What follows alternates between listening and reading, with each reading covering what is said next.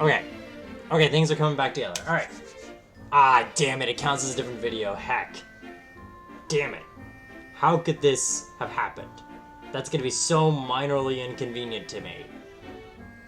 It's okay, I'm back, I'm alive, and everything's great. It's fine. It's fine. My computer didn't even crash. It was OBS who shit the bed. Alright. Alright, I look directly at you, OBS, making sure you're okay. You're alright. You're not being a pee pants, huh? Huh? You're not? Oh, it's all green? That's great. Alright, so what we're gonna look at now is sort of our cantrips, because although as a druid, we're gonna be very flexible with our spells, our cantrips will stay the same. And wait, let me double check how many cantrips we even get.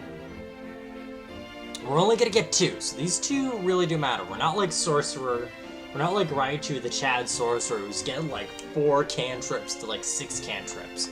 We're gonna have 4 cantrips at most. Alright, so let's look at our cantrips. So one cantrip that we're going to need for this build to get our goal of being able to predict the weather, it's actually very simple. We're just gonna need Druidcraft to at least predict the weather.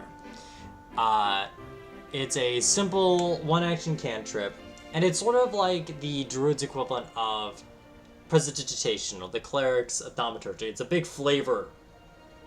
Excuse me, it's a big flavor spell. With this, you can do a variety of things, like create a tiny, harmless sensory effect that predicts the weather. Well, the weather will be in your location for like 24 hours. This might manifest as a golden globe for clear skies, a cloud of rain, falling snowflake for snow, and so on. This effect lasts for 1 round. So this is the way how we can really guarantee what the weather is going to be like, and a good way to ask your DM, like, hey, what's the weather looking like? Cocks the gun and having them have to like look at their like forecast, or I'd be like, oh, fuck, what will the weather be? If they even know, you know? Additionally, you can make a flower blossom, a seed pod open, or a leaf bud bloom. So you can just make things grow and sort of become lively.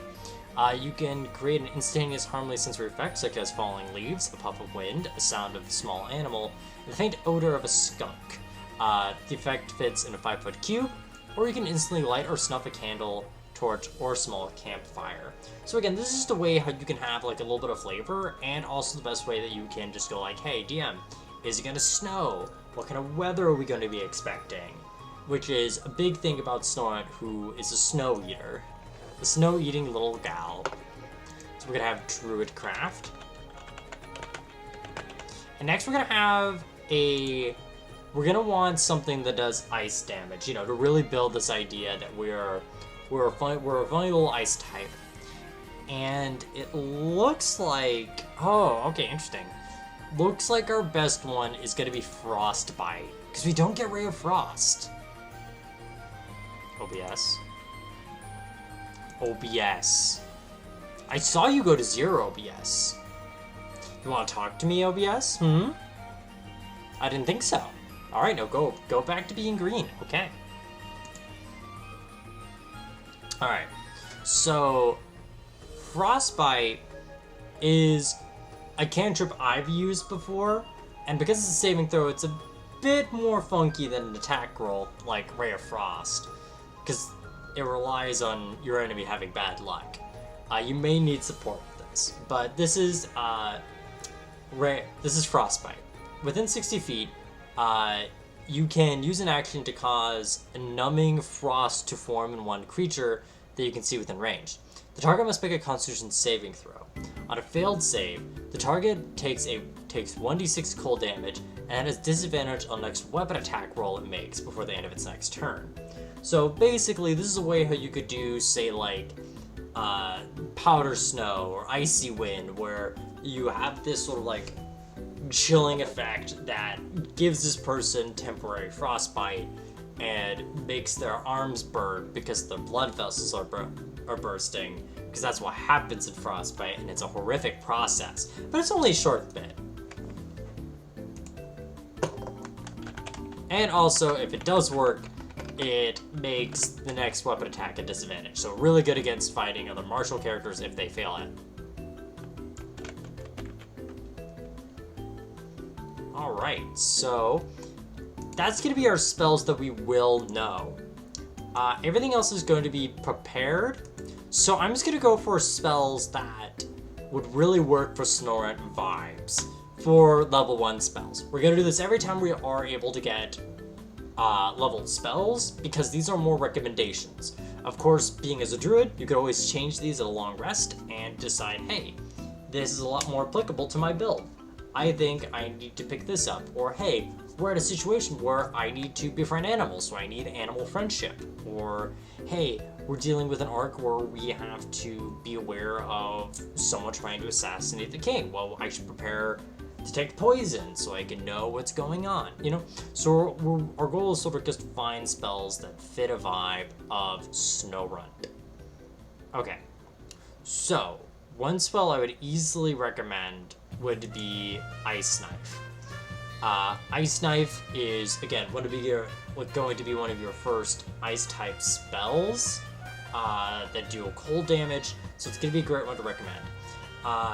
With this, you have a small drop of water you use a small drop of water or ice, and with it you can throw it at one creature within range. When you get to make a ranged spell attack against the target. On hit, the creature takes 1d10 piercing damage. Now, rather if this hits or misses, the shards then explode, and the target within each creature within 5 feet of the target must make a dexterity saving throw or be hit by 2d6 cold damage. So this could be a pretty decent hit, and a guaranteed piece of damage, even if it isn't exactly what you're looking for. It's a good way, essentially, to have Ice Shard as a little Snorunt, as a little chilly guy bundling up for warmth. So we're going to have as recommended spells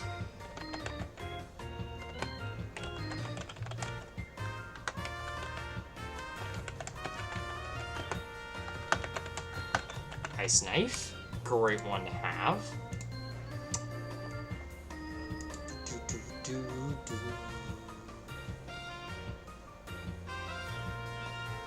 Let me see. I think Earth Tremor would be better if we did a... Let me double check, because I think Earth Tremor may be better if we did... Oh, okay. Oh, the music stopped there and I was worried my computer froze for a moment. I had like a minor heart attack. Let me look up Snorunt. It's a moveset. Because, like, I know it can learn spikes. Let's see. Yep. No ground type moves there. Only spike seems to be a ground move. Roll up. Yeah, spike seems to be its main rocky move. Yeah, because I think Glalie can learn Earthquake and Light. So I don't think we're going to get Earth Tremor. You could have Entangle as a way to try and essentially try to quote-unquote freeze people early on. Could be a bit of a stretch, but hey, could be something of just like having this breath of ice that sort of like goes out and try to restrain people, freeze them over a little bit.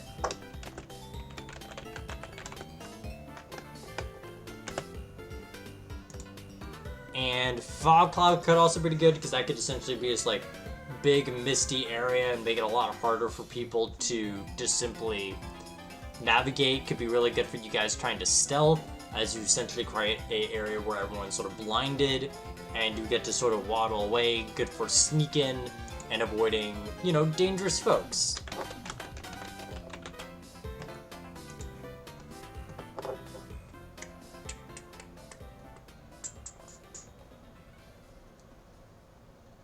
And lastly, probably Absorb Elements. Probably just to keep you resistant against anyone trying to use fire moves on you as a little ice type, or keeping you safe against the cold if anyone in the cold environment tries to use that against you. That way, also, if you get hit, you become resistant to any elemental damage that you choose that you're taking as a reaction. And with a melee attack, in your next melee attack, you get to add a d6 of that damage type. So it could be pretty neat. If someone throws you a fireball in the desert, you know, you could take that, get half damage on it, and you can throw it with your scimitar. A little extra damage. A little extra damage. Paste with Snorunt. Druid level. Gonna copy and paste this one right now. Level 2. Alright, so we're gonna add that. Bullet points. Now we get to look at Druid at 2nd level. So at 2nd level, we get Wild Shape, where we can essentially turn into animals. Now, this one is a bit funky for us, because I don't imagine Snorunt really shifting into animals.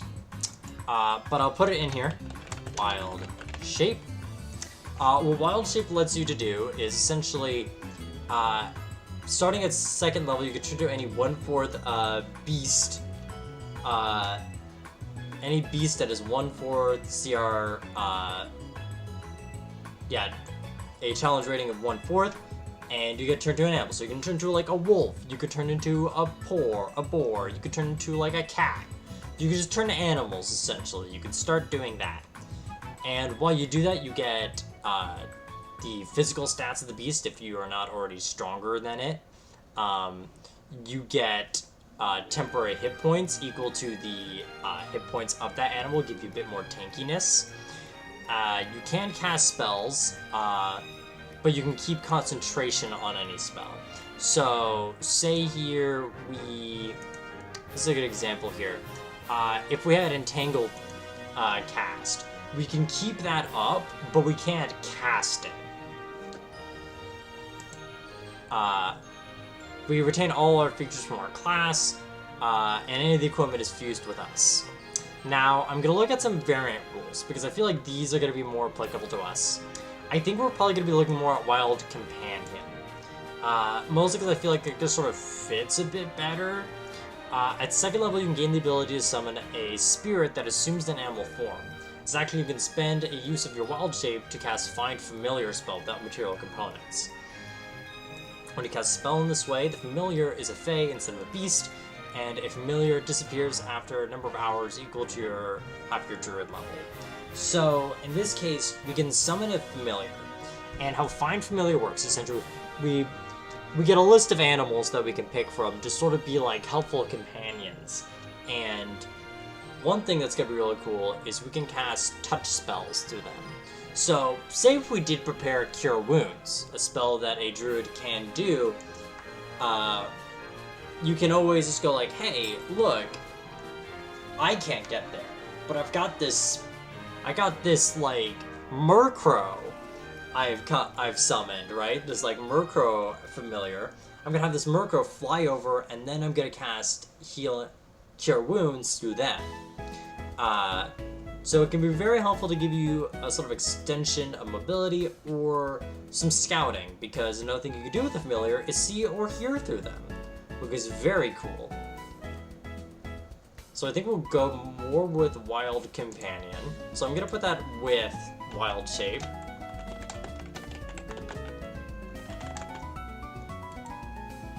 But yeah, I think that one's the one I would recommend using more, because I don't think Snorunt really turns into a snow leopard usually, but hey, I don't know. I don't know what goes on behind that little guy's blankie.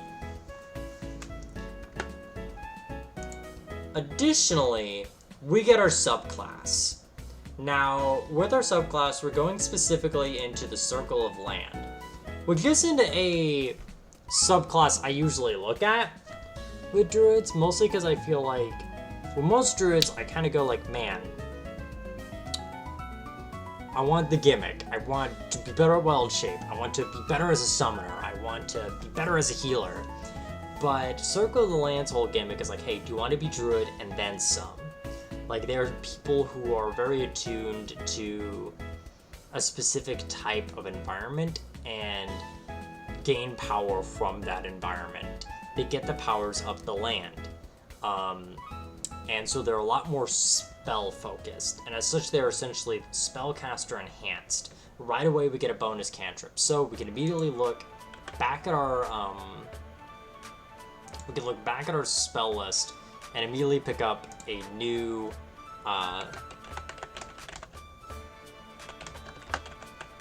so we can pick up a new cantrip automatically. So let's look at what kind of cantrips we can get. Oh, then the two we got.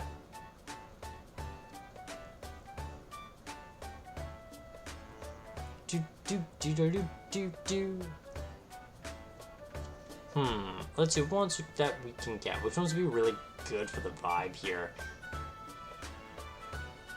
Because we're definitely not doing Control Flame or Create Bonfire. Gust wouldn't be bad flavor-wise. We don't learn bug moves, so we can't do Infestation. No,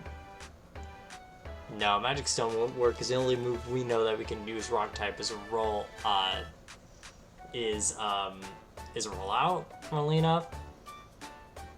We don't learn Poison type moves. I think we'll get Resistance. Mostly because Snorunt is a lucky boy, and they give luck to people who invite them. Oh wait, no. Wait, can we give Guidance instead? Ooh, yeah, we're gonna get Guidance instead. Guidance is a bit better. So, Guidance and Resistance are sort of like parallel abilities. Guidance helps out ability checks. They give a d4 to any ability check within the minute, whereas Resistance does a d4 on saving throws.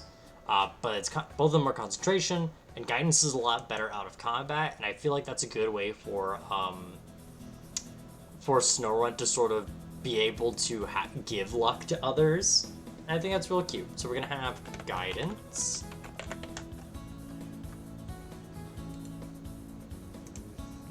And additionally for Circle of Land, we get Natural Recovery. And Natural Recovery allows us to regain spell slots in short rests. We essentially get to recover X amount of spell slots equal to half our level. They give an example here, right here. So for a 4th level Druid, we can recover up to 2 levels worth of spell slots. So we can either get 1 2nd level spell slot or 2 1st level spell slots. If anyone's familiar to playing a wizard, it's essentially wizard mechanics. Yeah, so you basically get Arcane Recovery.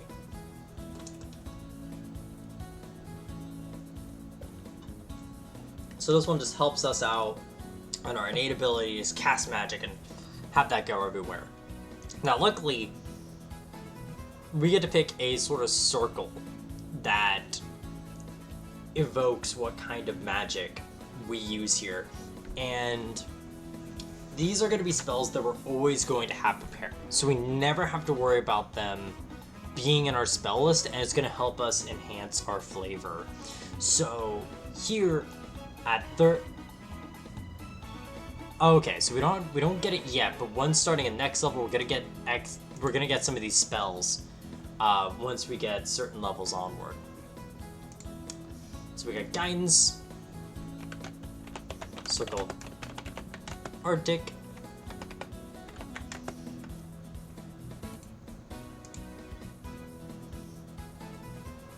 and that's pretty much what we're going to be getting this level immediately until we get to level 3.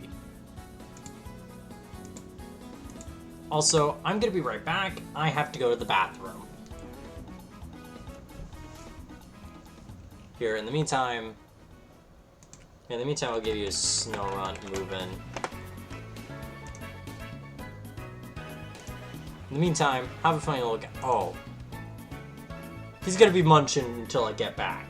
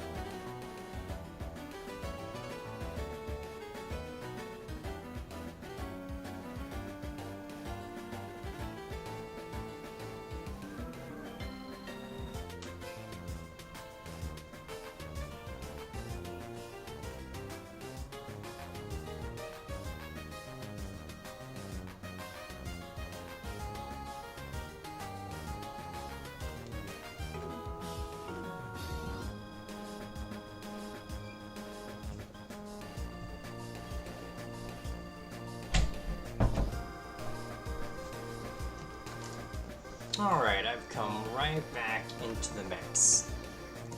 Yes, okay, I'm not muted. Okay, cool. Alright. So yeah, we're going on to level 3, everybody. We're into level 3.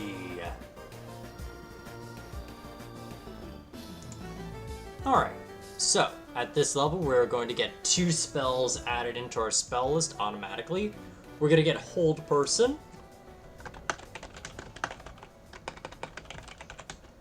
Hold Person's a very good spell. Essentially, a target has to make a Wisdom saving throw, and if they fail, they're paralyzed. Paralysis, as we learned from the Raichu video, allows us to have everyone have advantage on this target, allow them to not have any movement or speaking, so they can't cast spells or move. Anyone who attacks them within 5 feet is an automatic crit. So it's a great way to either incapacitate someone to hold and restrain them to interrogate them later, or to immediately murk the motherfucker. So yeah, very good spell. And again, mind you, the higher level you can cast this, the more people you can essentially freeze in place. Very solid. Haha. Next we're gonna get Spike Growth. Now Spike Growth, I've learned from... So one of my players in my D&D games plays a Genie Warlock, where they essentially get powers from being married by a genie. And Earth Genies get a spell called Spike Growth. Spike Growth is really good. Like, really good. It's very powerful. Alright, I'll have the bit end. I'll zoom back out. I'll give you your personal space. So, with Spike Growth, the ground in the ground at a 20-foot radius, set on a point you choose within range, which is 150 feet, twists, sprouts hard spikes, and thorns. So for us, it could be like icicles that come up from the ground. The area becomes difficult terrain for the duration. When the creature moves into an area, moves into or within the area, it takes 2d4 piercing damage for every 5 feet it travels. So, things we gotta keep in mind here. 20-foot radius is essentially a fireball. Anywhere you can have a fireball, anywhere that be blasted with a fireball, is Spike Growth, which is a lot. Especially because it's difficult terrain. So it essentially is 40 feet of movement when you're inside the Spike Growth, at worst. And that means you have to spend at least 40 movement, like at most 40 movement to get out, right? So, that means if you need to escape, you might have to take up to what? So it's every 5 feet, 40. That is 16d4 damage they may have to take if they're walking. Of course, this is very good very good in early level campaigns when you are dealing with a lot of enemies that walk around, when flying isn't super special yet, or flying isn't as common yet, where you can just have a bunch of this icy ground out there. And here's the kicker: the transformation of the ground is camouflaged to look natural. Any creature that can't see the area in time the spell is cast must make a wisdom saving must make a perception check against your spell save DC to recognize the terrain as hazardous before entering it. So if you set this up beforehand, within 10 minutes, the 10-minute concentration, you can really lead into a lot of funky traps, or really put enemies in a really bad spot really quickly. Just keep in mind, it's going to be a lot better if you have an enemy that you don't want to get anywhere. It's better for a party that has a lot of range. If you have a big enemy that is very physical and you have your physical bruisers, be aware of that. It's not an easy cures everything solution, but oh man, it's a great way to either essentially paralyze opponents with they know, oh fuck, there's spikes that will kill you if you move, or just really let them focus on haha funny they them movie coming out. Really allows them to lock down enemies, even if they're ranged, or really have you focus down like, alright, we don't have to worry about these enemies unless they have range. So they're very good spells to get at this level. Let's see, do we get anything else on level 3 as a druid? Oh, we get level 2 spells, so I'm a dingus. So for the most part, I'm gonna double check if there is... Because I think we mostly just get second level spells. Yeah, we mostly just get second level spells.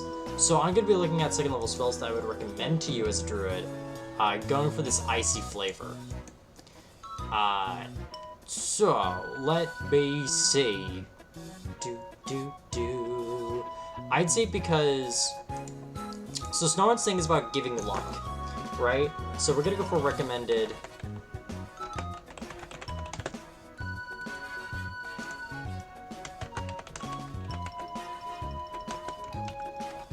So these are recommended second level spells I would give out. So one, why did we? Okay, no, this is right. I would recommend probably Enhance Ability. This one's a good way to be support, because we're giving people luck, we're giving people chances to do better in battle, or just in everyday situations. And with Enhance Ability, we really allow them to be better.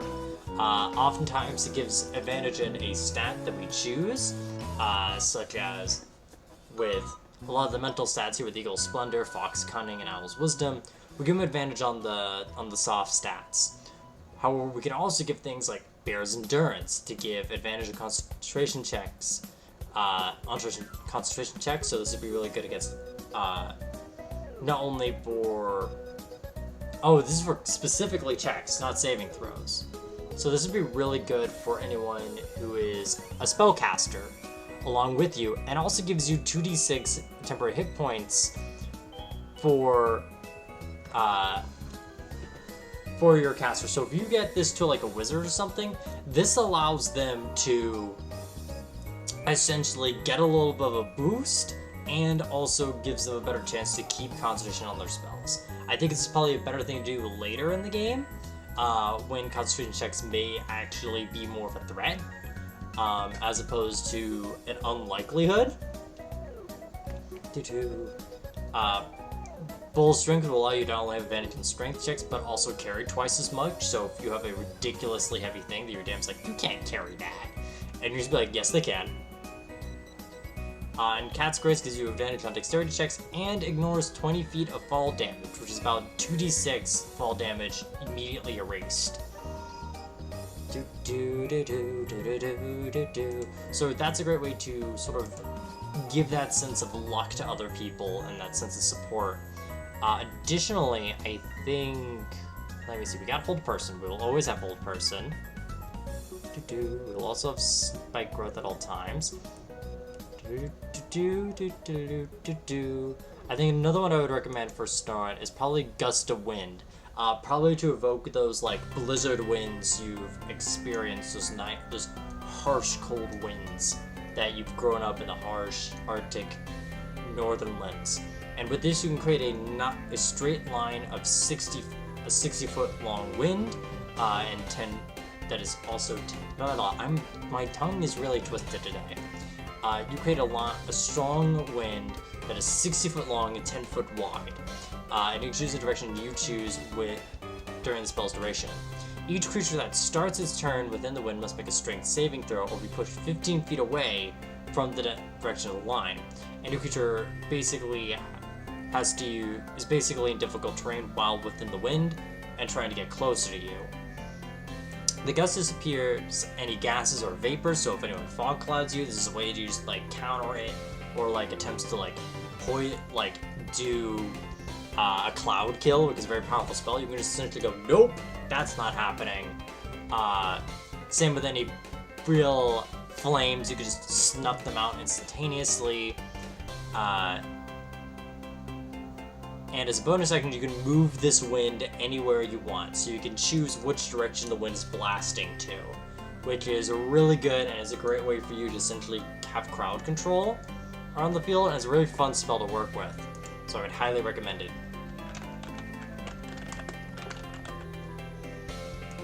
let's see, what's another one we could recommend that we don't already have due to our subclass?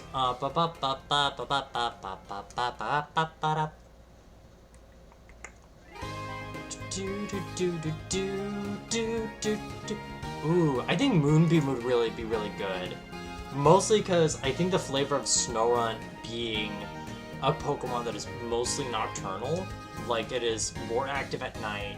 They come up during, again, I like to imagine the imagery of a lot of the Snowrunts coming together on nights of the moon and hoping for it to disappear with warm clouds. But this to be like a light to just come on down is like a judgment thing. I don't know, I think it's really cool. It at least makes sense in my brain. Moonbeam's great to have consistent DPS, consistent damage. So it has a range of 120 feet, and you can summon down a beam of silvery pale light. That's a 5-foot radius and is 40 feet high. When a creature enters the area for the first time or starts its turn in there, it is engulfed into ghostly flames that cause searing pain. We can have this reflavored as like a horrible chill or like frostbite for the sake of ice flavor, and they must make a Constitution saving throw. It takes 2d10 radiant damage, and if they fail to save, have as much on a successful save. A shapeshifter, a shapechanger makes a saving throw with disadvantage. If it fails, it also instantly reverts into its original form and can't assume a different form until it leaves the spell's light. So essentially, if you're fighting like a doppelganger, a person that changes into other people, this will essentially be a call-out post and turn them into like their true form. Or if a vampire, or like if a werewolf was going out, this would be like how you could sedate the werewolf by having it become back into human. It's kind of cool. It doesn't show up often, but when it does, it's like a cool spell to just like have almost like a cool moment to just be like, nope, you're here. Fun fact, vampires also count as shape changers, so vampires, watch out for this spell. It's not only radiant damage that prevents them from healing, but it's also something that makes him unable to turn into a bat. And you can move the direction up to 60 feet as a bonus action, which is pretty solid. Let's see, any other spell I would recommend that we don't already get from our subclass?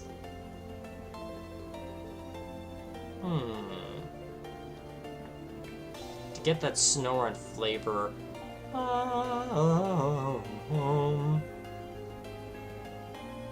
let's see, Archery? Would Archery be a good one? No, I don't see them as fortune tellers. So I think those would be ones I would recommend to pick up if you just for the flavor of Snorunt.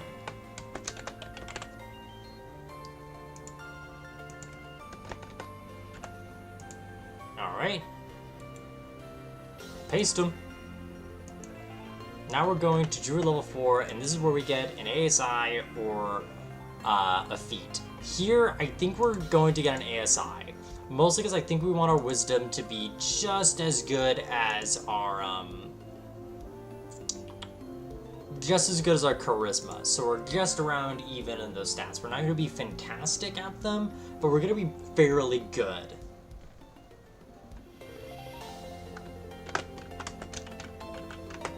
Alright, I think another thing we could do is change our...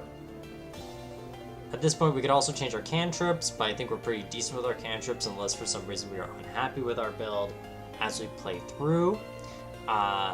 Additionally, we can change to stronger wild shapes. We can turn to a half CR creature if we so desire. That does not have a flying speed, so we could turn to crocodiles, which is pretty cool. Just a fun thing we could do as a treat. Yes.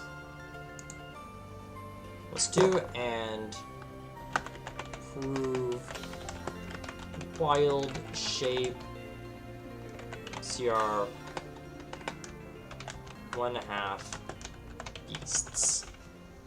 Guess a little thing, but that's gonna boost our stats to 16, so our charisma and wisdom are about equal at this point.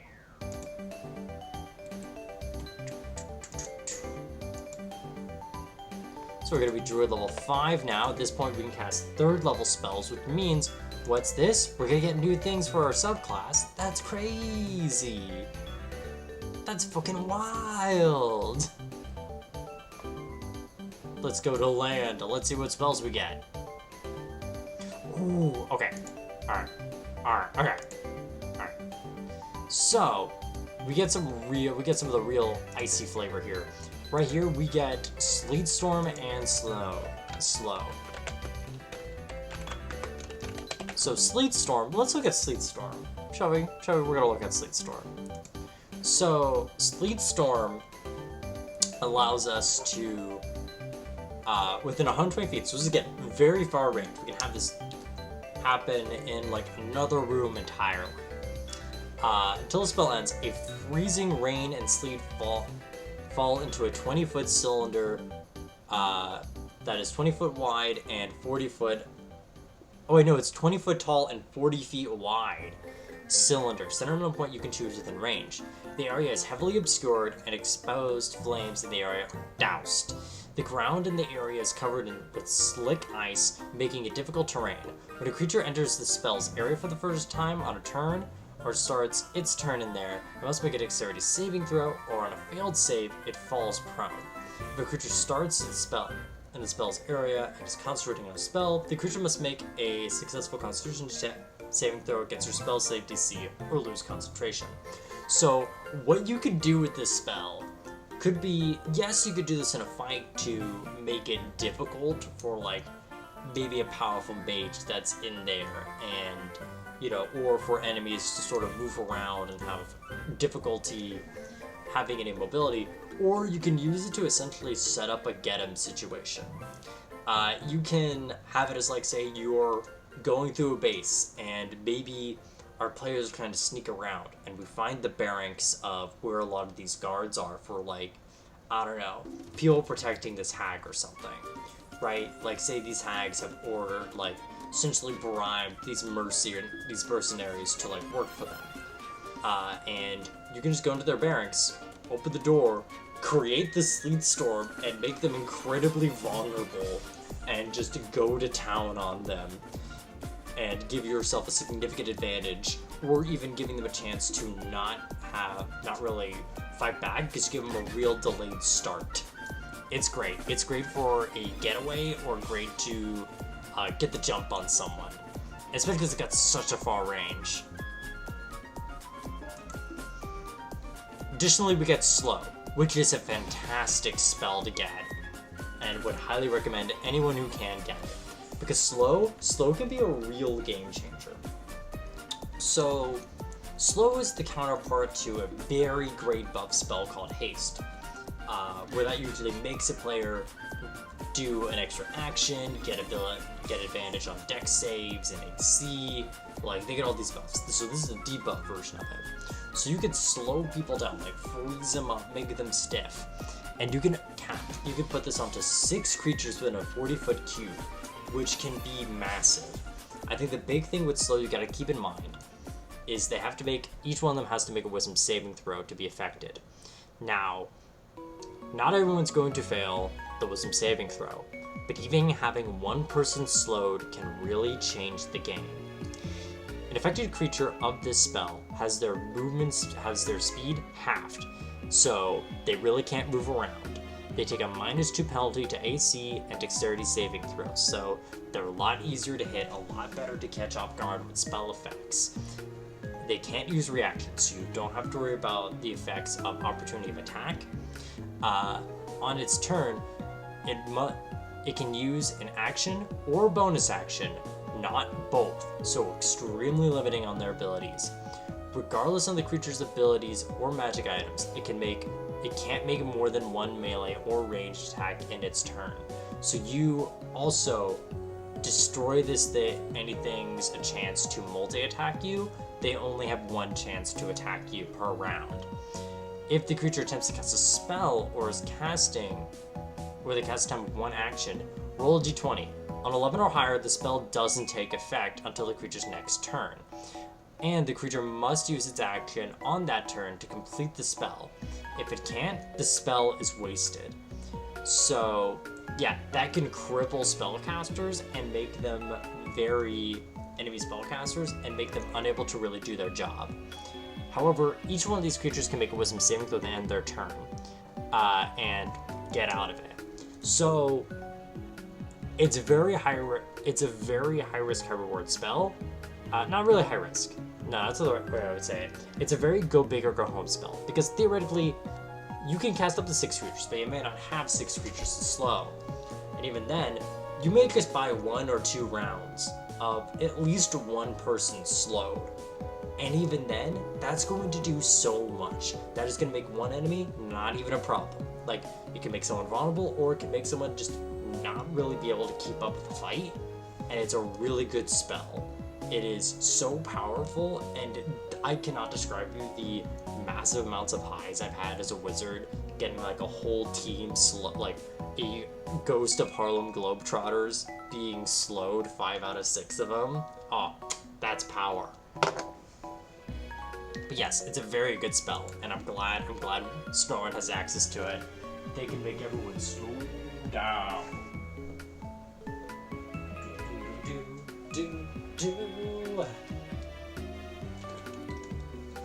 Alright.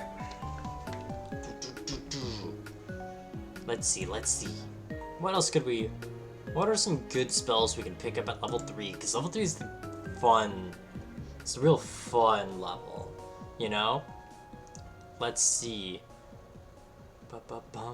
Bum.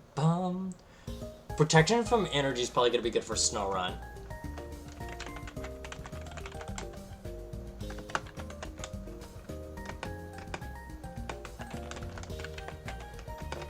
Level 3 spells. Protection from energy. So this is gonna, essentially what protection from energy does is you can pick an element between fire, lightning, thunder, ice, poison, or acid, and that creature has resistance to that damage type. So it really helps you feel protected against the elements. Because, pretty simple, that's what Snorunt probably really wanted when growing up in this cold wasteland space. Let us see, what else?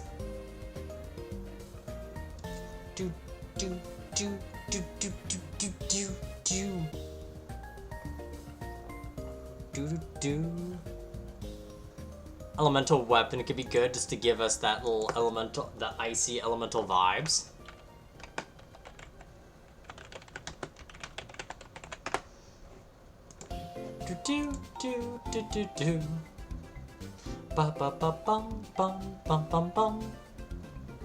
Let's see. We obviously get Sleet Storm, so we don't have to worry about that. We always have it. Another one that could also be fun. Let's see, is Wall of Ice a different spell? Is Wall of Ice a different spell? Do we even get it? Because I'm just generally curious. That sounds like a spell. Do we not get that? Is that not a spell? Is there no Wall of Ice? There's gotta be Wall of Ice. Because D&D spells love having... Me and the homies love having wall spells. Come on, let's get that evocation out. Where's our Wall of Ice? Wall of Wind, Wall of Water, Wall of Fire. Is there no Wall of Ice? It's a 6th level spell? What? Okay. Alright, I guess we're probably not gonna be any Wall of Ice, but cool. Okay. Cool. Nice. Alright. I don't know why that one gets to be the cool one, TM.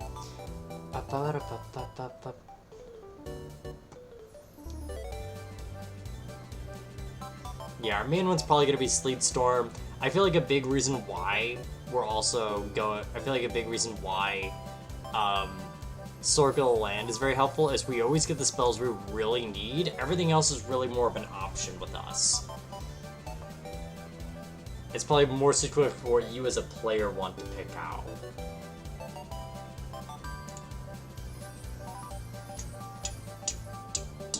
Alright, so we're just going to move on to the next one. Go to Druid level 6.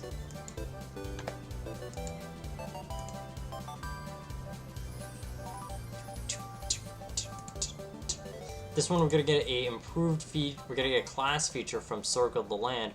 We get Land Stride. At 6th level, moving through non-magical difficult terrain costs us no extra movement. So if the DM just plants us like, hey, there's a lot of marshy area, like you're in a swamp or, you know, you're in a dense part of the forest, you don't have to worry about that. It's great for travel, maybe situational combat, but never hurts. And hi KB, how you doing?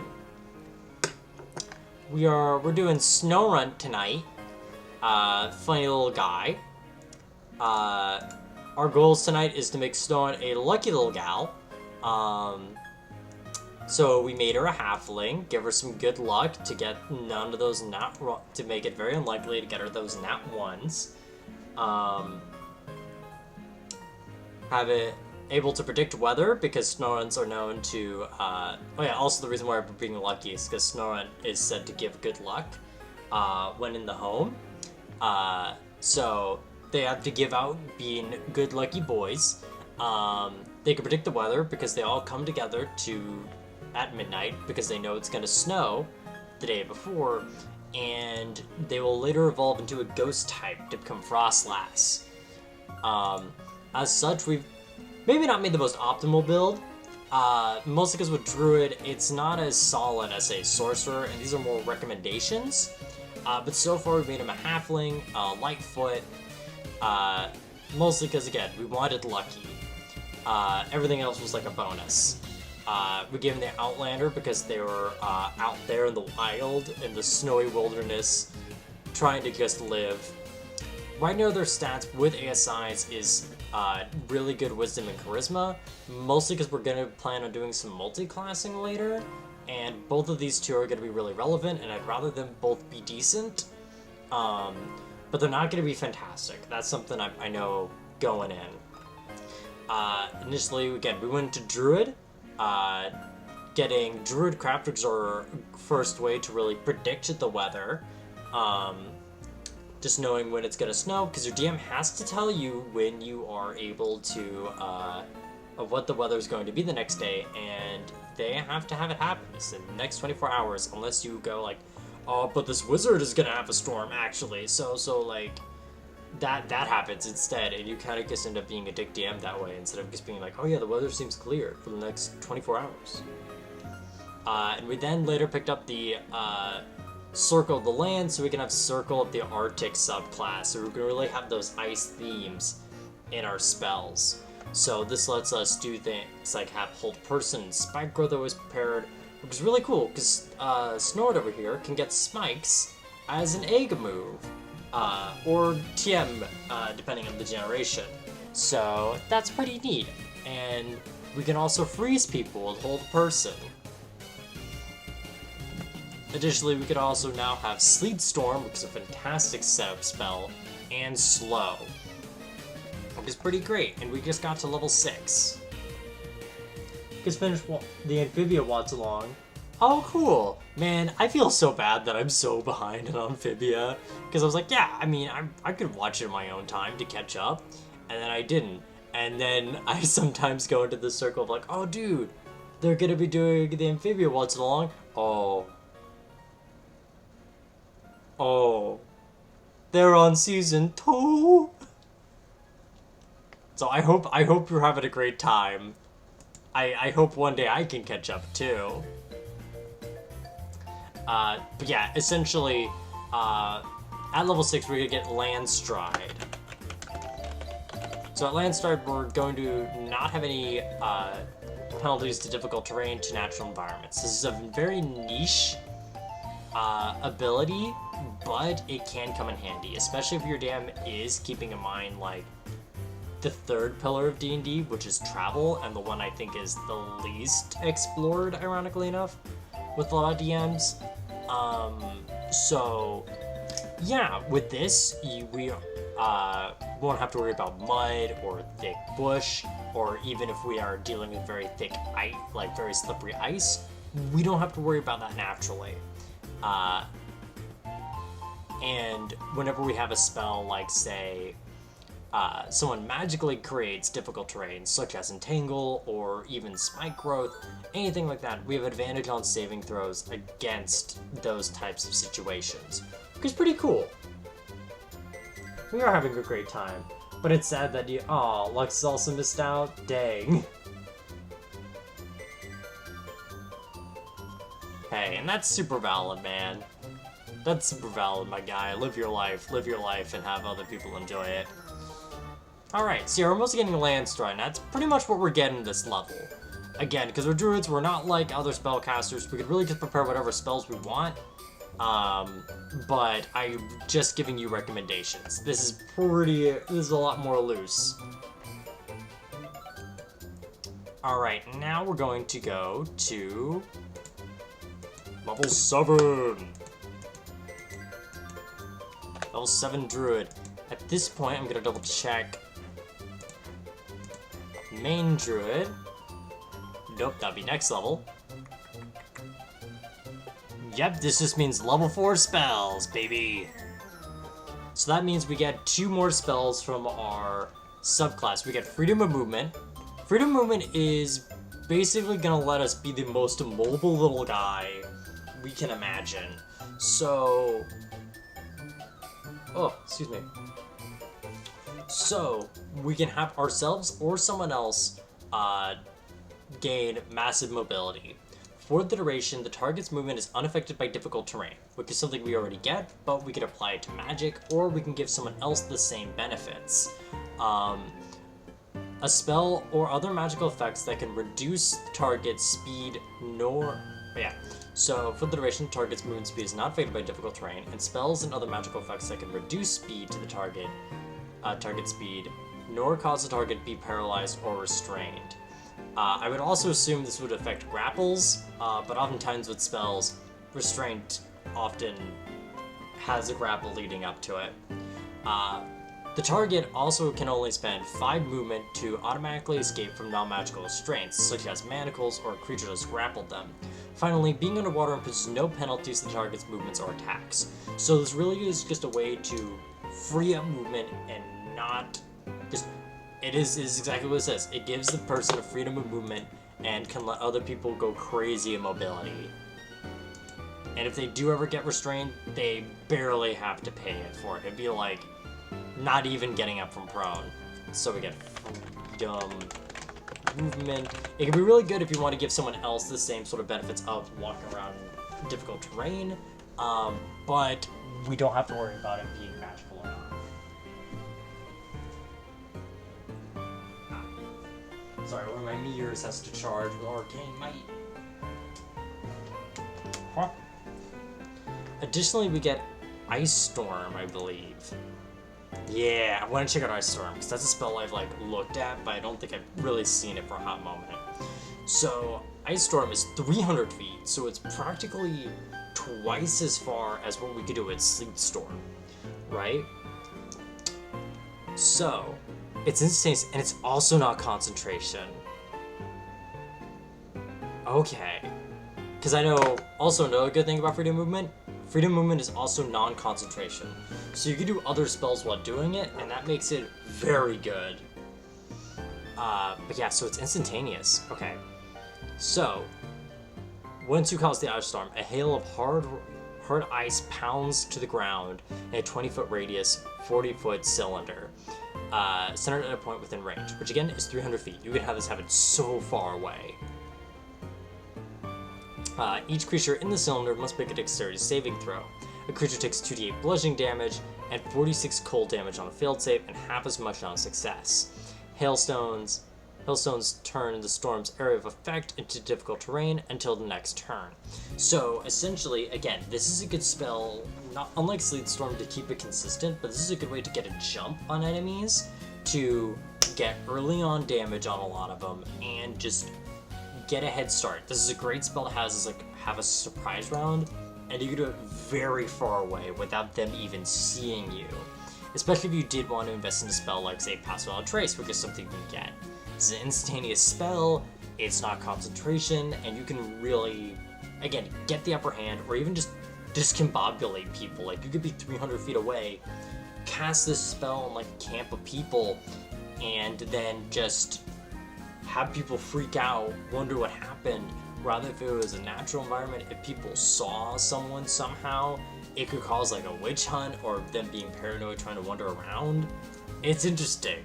I think it'd be a really fun spell to try and use against your to set up a wacky situation rather than being an instantaneous effect in a battle.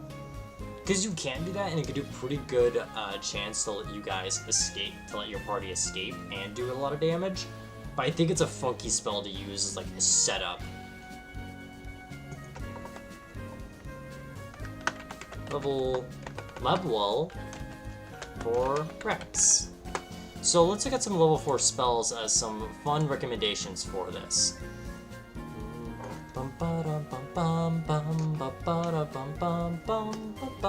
Elemental Bane's gonna be really good for you. More so you can have that sense to give people a lot of vulnerability to cold damage, which is what our build is mostly built around. So Elemental Bane is essentially we can choose one creature we can see within range, which is 90 feet, and that causes them to have disadvantage, have vulnerabilities to acid, cold, fire, lightning, or thunder. The target must make a Constitution saving throw to be effective at the spell for the duration. The first time each creature is attacked, the affected target takes damage of the chosen type. They take an extra 2d6 of the damage. Moreover, the target loses any resistances that damage has until the spell ends. So you can really make your ice spells do a lot more damage, or even let other people have better chances about it, essentially taking their luck.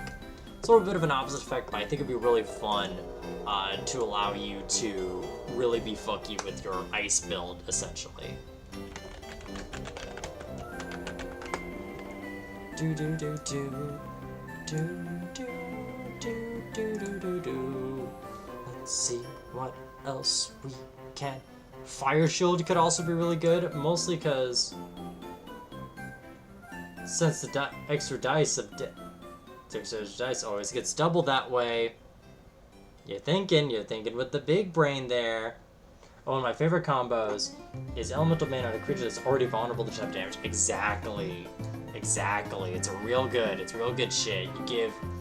You give Elemental Bane to like a troll, give him fire damage, boom, Fireball is a fucking hell for them. The real trick is having them fail the Constitution saving throw. Additionally, I would probably recommend Fire Shield to increase that sense of ice build. Mostly because this doesn't have to be fire. This could be a way for you to get that resistance against fire.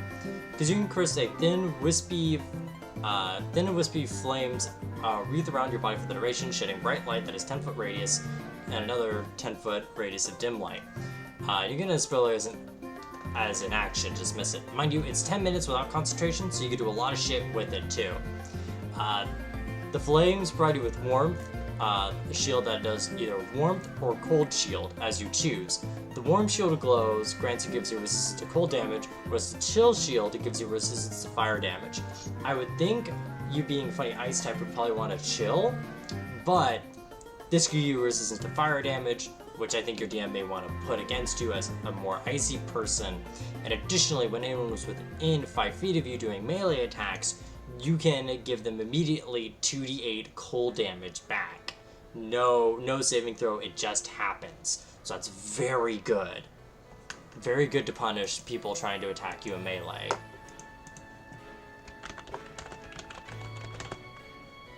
Yeah, Fire Shield's one of those weird spells where it's like, yes, but actually no. One of the parties were dealing with Wendigo and its vulnerability to fire, so the NPC told him to prepare fire-based attacks and spells, and cast Elemental Bane on it. So they killed it so fast, dude. I bet they did. Let's see, what are some good ones for level 4 for this sort of icy build here? Can we get a giant bug? No. Let's see. Ooh, you know what? Stone Skin would be really cool to flavor it as ice. To give them like a hard icy skin. Like dense glacier like skin, like make your boy into what Agalug wants to be. That could be real fun. Probably not to give to you, but to give to other players. Oh, like you can use like an ice beam to freeze them all up.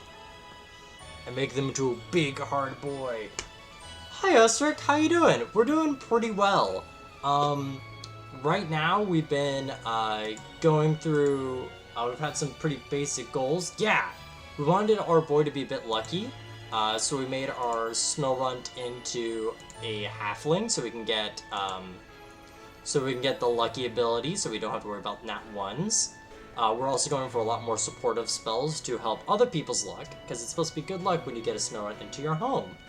Additionally, we are supposed to predict the weather, and we get that through spells like, mostly a spell like Druid Craft, which lets the player go like, hey DM, what's the weather for the next day? As well as giving us access to a lot of spells that are storm-based in controlling the weather. Additionally, our goal later on is going to be evolving into a ghost type, going more into Frosslass's evolution than Glalie, because I like necrotic stuff, and Frosslass will just make a spicier character in my brain. But yeah, so far, we sort of balanced out our charisma and wisdom, because they're both going to be pretty important later on. Additionally, we have gone into the Circle of the Land, specifically Circle of Arctic, letting us get really good flavors for cold vibes, such as Hold Person to freeze people in place, Spike Growth to have a bunch of icicles, and it works really well because Snorunt can already get spikes as an egg move. We get Slow and Sleet Storm, so we can control the weather and slow people down with our Icy Wind. Fuck, we just get to do Icy Wind, which slows down your Pokemon. We're doing it. We're doing it, everyone. We're finding out Snorunt. Additionally, we recently just got Freedom of Movement, which allows us to allows someone to ignore any difficult terrain or anything that reduces their speed, so they can't be paralyzed or restrained, which is very good. And if they are restrained somehow, they can just escape with 5 feet of movement. Additionally, we can create a small hailstorm to come down out of nowhere. We also just got some fun ideas for ice spells like Elemental Bane and Fire Shield to make people weaker against ice attacks and to allow us to be protected with the power of ice. Additionally, we just thought of Stone Skin, which would be really cool to give as a buff to players, of essentially freezing them up to give them like glacier armor, essentially, which I think is some really cool flavoring. Let's see, is there any other 4th level spells I really recommend for an icy vibe?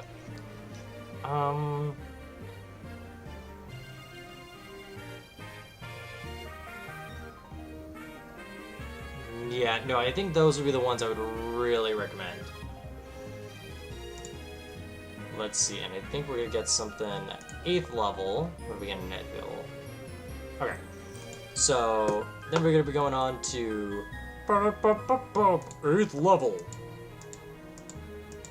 And again, because we're a druid, there's gonna be a lot more flexible spell casting, so you can make it whatever you want. These are just recommendations for the build.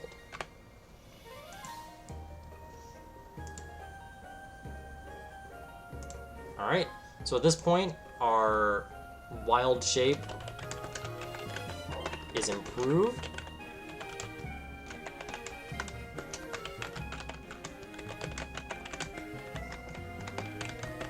We could turn to any CR1 beast and we could make them fly, so we could be a vulture if we wanted to. Fuck yeah. Also, if you have DM's cool and lets them do monstrosities, you could become a direwolf now.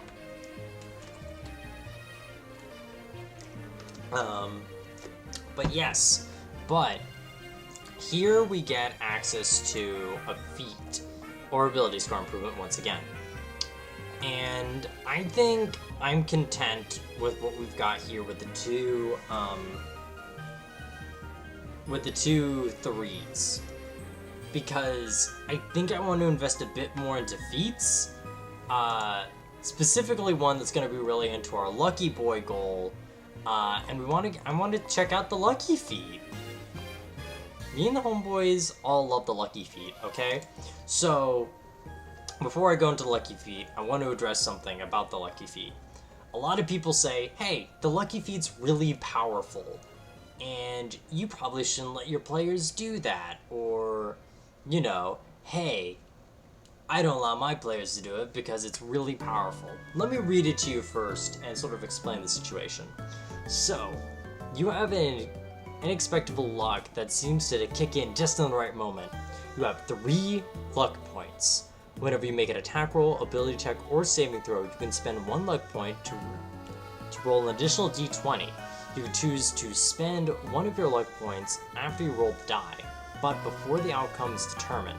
So, first off, you have to do this, but your DM does not tell you if you pass or fail after you decide to do lucky. That you can't just be like, alright, I got a 14, does that pass? The DM could say no, and you can be like, oh, but lucky. Like, it's not like that. You have to confirm it before they tell you what the result is. Additionally, you can spend to use 1 of your luck points after you roll the die, but before the outcome is determined. You choose which of the d20s is used for an attack roll, ability check, or saving throw.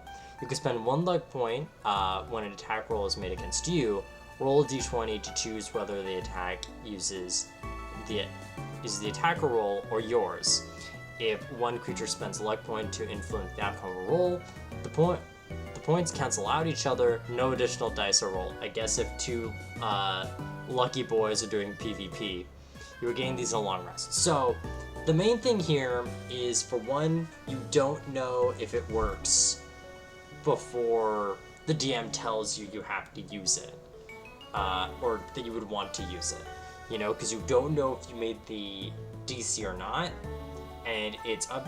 You essentially have to gamble if you think you need the lucky or not, because you may get better, you may not.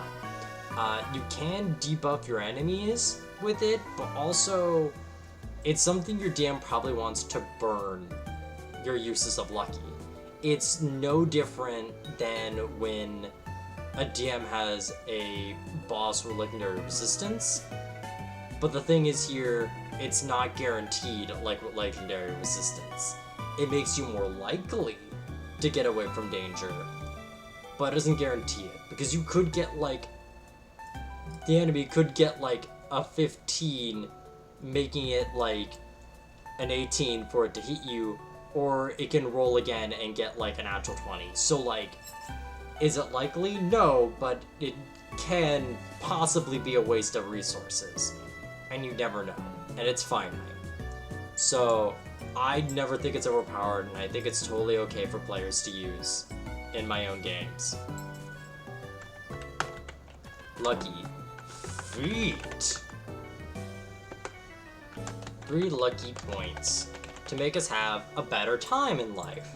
Because we're lucky and we want other people to be lucky too. Rather if that's good or bad. Now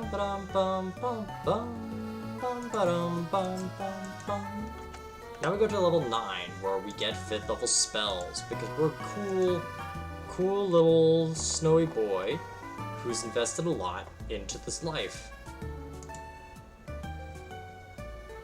Yeah, because I know as a DM, I think the best thing you can do is essentially bait players to use their resources before they actually have to.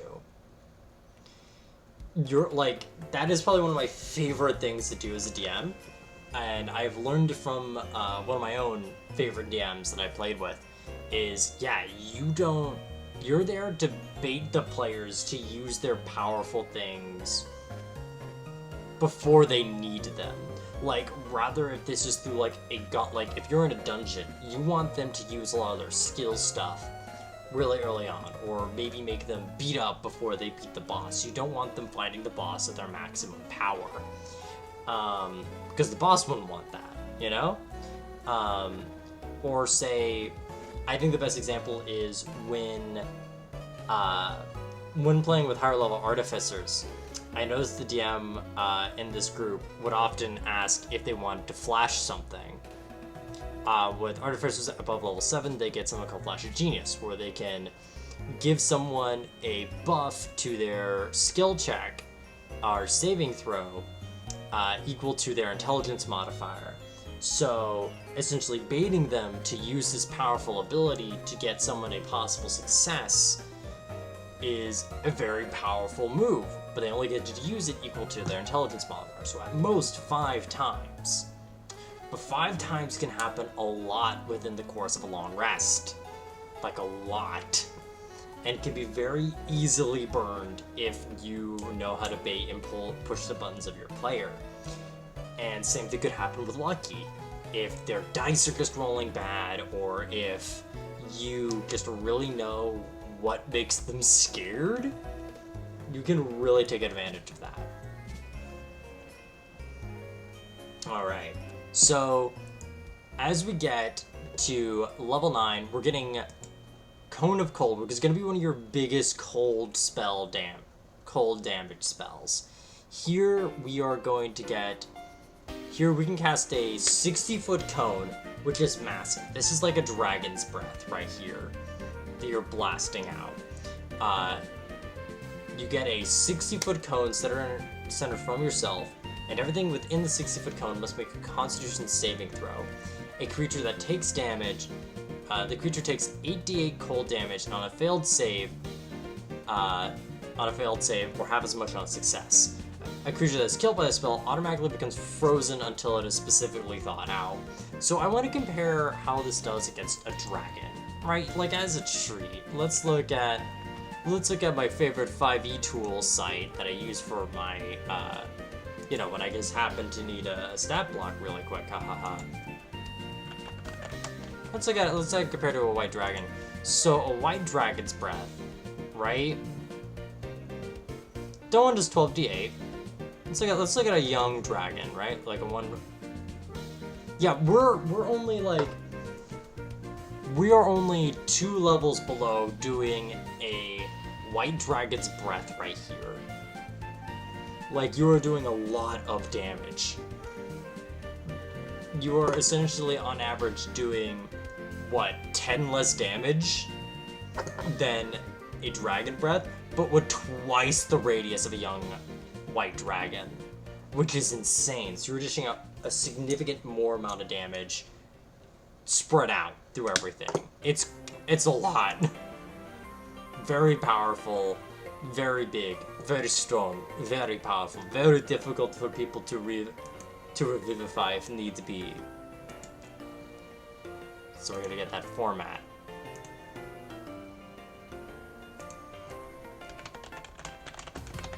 And I want to check out Community Nature, because I don't think I've really checked out Community Nature. Oh, Orstrick, if you've never been here with the Pokemon community game, look up !help. It should give you all the commands. But the way how you start it is you simply do !Poke_start. It will automatically give you a starter and 5 Pokeballs. Every 15 minutes, Pokemon will come into chat, and you will have 90 seconds to attempt to catch it. Don't worry if someone else catches it, multiple people can catch the Pokemon. And when you want to actually fight with the Pokemon, once you have 6 of them, you can just go on to around the About page down below, and you can essentially do like random battles with people. Everything will be scaled to level 50. and it's pretty neat. It's a pretty cool thing.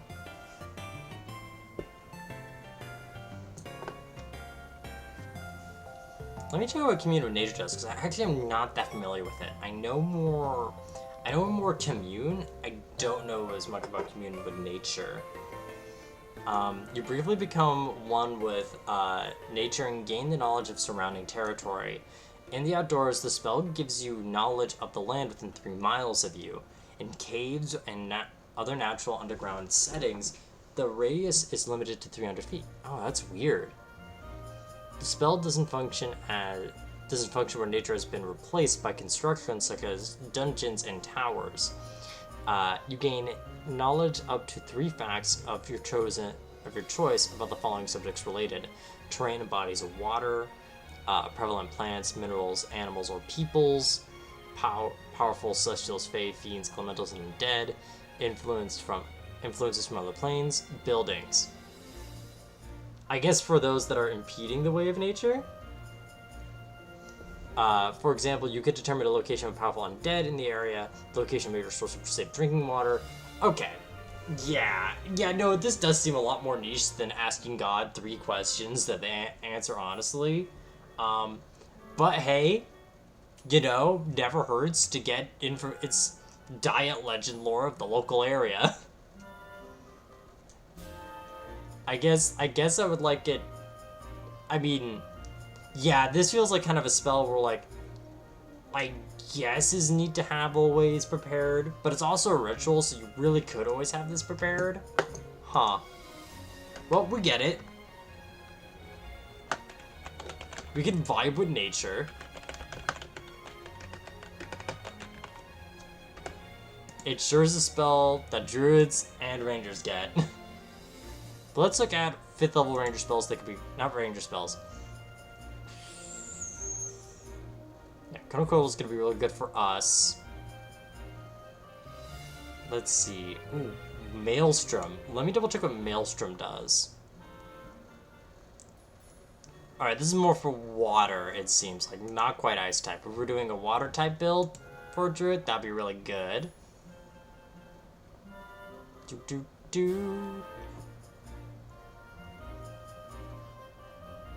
Yeah, I think Afterlife Shell actually would be really good for us. And Druid has been my least looked at class, so this is quite interesting. And I don't blame you. And here's why. Druid is weird. Like, it's a very cool class, and you can do a lot of cool things with it, but it is very overwhelming. It is probably the most complicated class in the game. Rather if you're focusing more to wild shape and having to know stat blocks of other monsters, and calculating temporary hit points, or knowing that you can prepare spells so your spell list is very flexible and you can just change it whenever you want after a long rest. So spells are more applicable because you just pick them up whenever you want. Additionally, they have a lot of cool, weird spells they pick up, such as Anti-Shell, like Anti-Life Shell.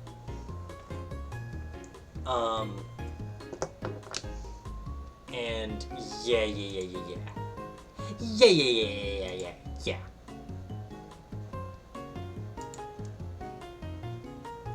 Yeah, so I think one I would recommend would be, I would probably recommend Anti-Life Shell for upcoming parts of the build that we're going to get to. Because we want to evolve into a ghost type, and this could really help us out in what we want to do future in the build. So I'm just going to drop this and see where we're going to go with it, right? Perhaps this will make more sense when I talk about what we're probably going to do next level or the level after. A Shimmering Barrier extends from within a 10-foot radius of yourself and moves with you, remaining centered on you and hedging out creatures other than undead and constructs. The barrier lasts for the duration. The barrier prevents affected creatures from passing or reaching through an area affected. Centered can cast spells or melee attack or make attacks with ranged or reach weapons within the barrier. If you move, so do creatures that are forced to pass through the barrier. The spell ends. So basically, you create a vibe barrier that no one who's not undead or like anything that's alive cannot enter in it, and you essentially force people to stay out of your little bubble. Which maybe I'll have this as a possible spell to have up here.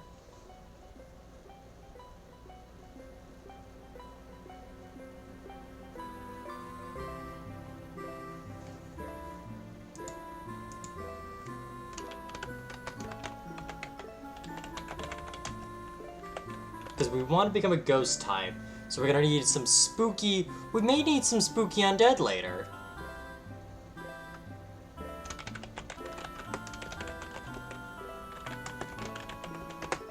Let's see, what are some other funky spells we could get around this point?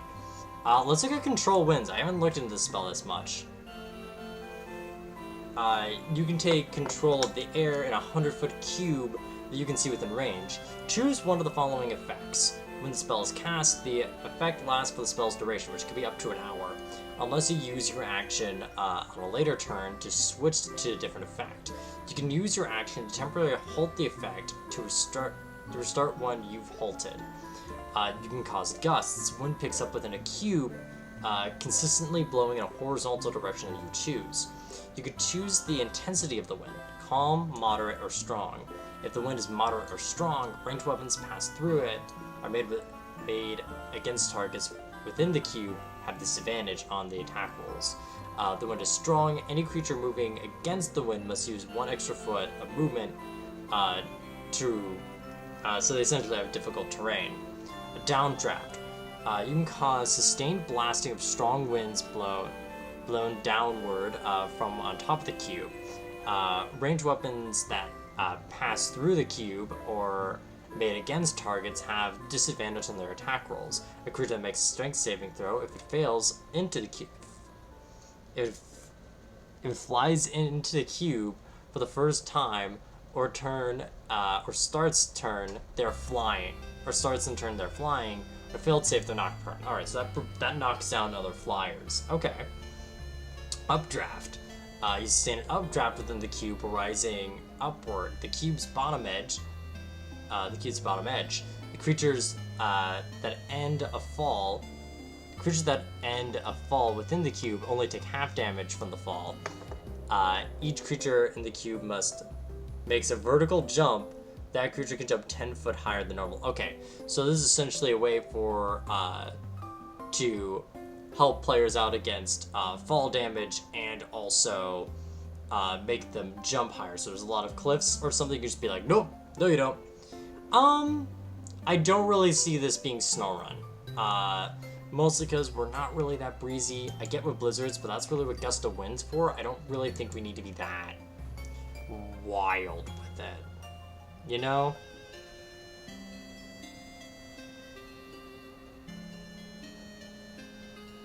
Let's see.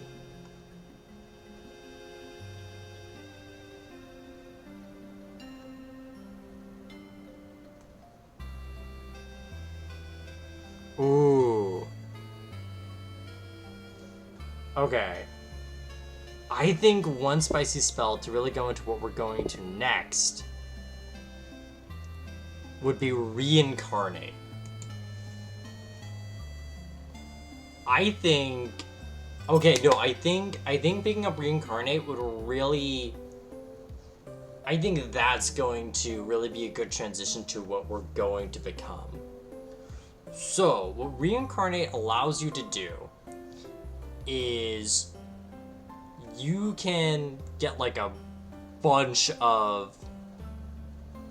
You spend an hour and you use a lot of these important materials. And as long as someone's been dead for 10 days, you can revive the person, but essentially their race is going to be randomized. So you get to resurrect, but with some fun gambling in it. You get to reincarnate them into a new body that has a variety of different stats. Now, this is made from the Player's Handbook races, so you could expand the list even further. But this is sort of the default one they have here. But that one could be really funky because I think next level is when we're going to go, unless Druid can really have something that makes me want to stick to that perfect 10 on 10 multi-class.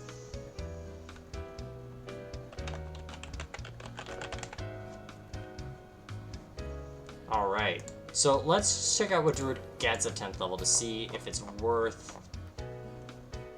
Okay, we get a Druid Circle feature, so let's see what we get at 10th level here. Because ward, we can't be charmed or frightened by elementals or fae. You're immune to poison and disease. Oh. That's so specific, that first one. That's so specific of only against elementals or fae? Like, poison disease immunity is real good, but I don't think it's worth taking that extra level. Yeah, I think I really got what I wanted out of this class, because really the always having these ice spells prepared, as well as having the flexibility of whatever else I want. So now I think we're gonna be going on to Frosslass here. Now, we are going to level 1 of a class. We're going to be doing multi-classing here. And we are going to be doing multi-classing spellcasters. Now, here's the thing I kind of want to wonder, is I have two things I kind of want to look at for this build, right? I'm thinking at this point we... Okay, so here's sort of like my narrative I'm getting into my brain, right, of why is Snorunt multi-classing and developing more into Frosslass. So I feel like at some point in their story, right, a player eventually gets really attached to like an NPC, right, and maybe they have a romantic connection, and the DM, rather through luck or from planned narrative reasons, kills the love interest. And this probably happens like around level 8, like right before Snorunt is able to do anything really about it. They didn't have Revivify prepared, they weren't really ready for that, so they're sort of caught off guard. And by the time they were able to level up, it was a bit too late. They couldn't be able to, they learned the secrets of how to reincarnate, how to abjure the undead that would attempt to come in and, attempt to sort of block out anything other than their loved one away, to do anything to the corpse to try and reanimate it from the dead and the like. But it has sort of been a bit of an unfortunate circumstance, and the 10 days passed and they couldn't do anything. And a song I've been thinking a lot about with this build for like this Snorunt is, for the most part, like the first 10 levels, I imagine Snorunt's been pretty like happy-go-lucky, like little baby halfling, just like fucking vibing her way. And now we enter the angst arc. Now we get to the part where I listen to Running Up That Hill on loop, thinking about a fortunate Snorunt that has had a horrible loss, and it tries to make a bargain with God to try and bring back their dead GF. So yeah, here I'm sort of in a conundrum. I know this is how we're going to be going to Ghost type by multi-classing, but here are two choices I'm kind of considering. Either we multi-class into Sorcerer or Warlock. If we go sorcerer, we're going to shadow source to shadow magic, and if we're going for warlock, we're probably going for undead. I kind of want to look at undead first, see what we get there, and then look at shadow sorcerer, and sort of feel out the vibes for both, because I can sort of see both of them working narratively. Because I don't know, I like the thematic idea of the Frosslass. Now Frosslass is using the Dawnstone, and that could either be like an item from like a patron that's sort of like giving them their power, or it could also be like a lot of sorcerers have like a crystal motif in recent D&D, so it could just be a way how they channel their power and a way how they sort of awakened their sorcerer power. So I want to kind of look at Undead Warlock, see what we get there, and then sort of compare it with Shadow Sorcerer.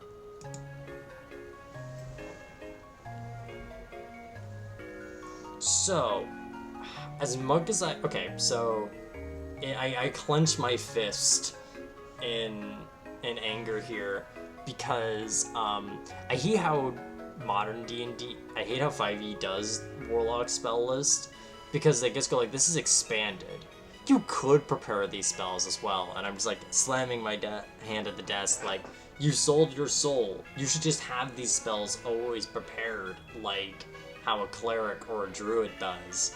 Like, you're a warlock, you don't get a lot of options. Please just let them have options for their 2 chances to cast a spell. But regardless, if we did pick this up, we'd be able to get spells like Bane or False Life. False Life would not be bad, especially if we do upcast it. And let us be able to sorry, my brain blanked for a bit. Able to get a lot of temp HP for us or for others. Bane just make a lot of other people have bad luck, but it's not really good for a warlock spell slot.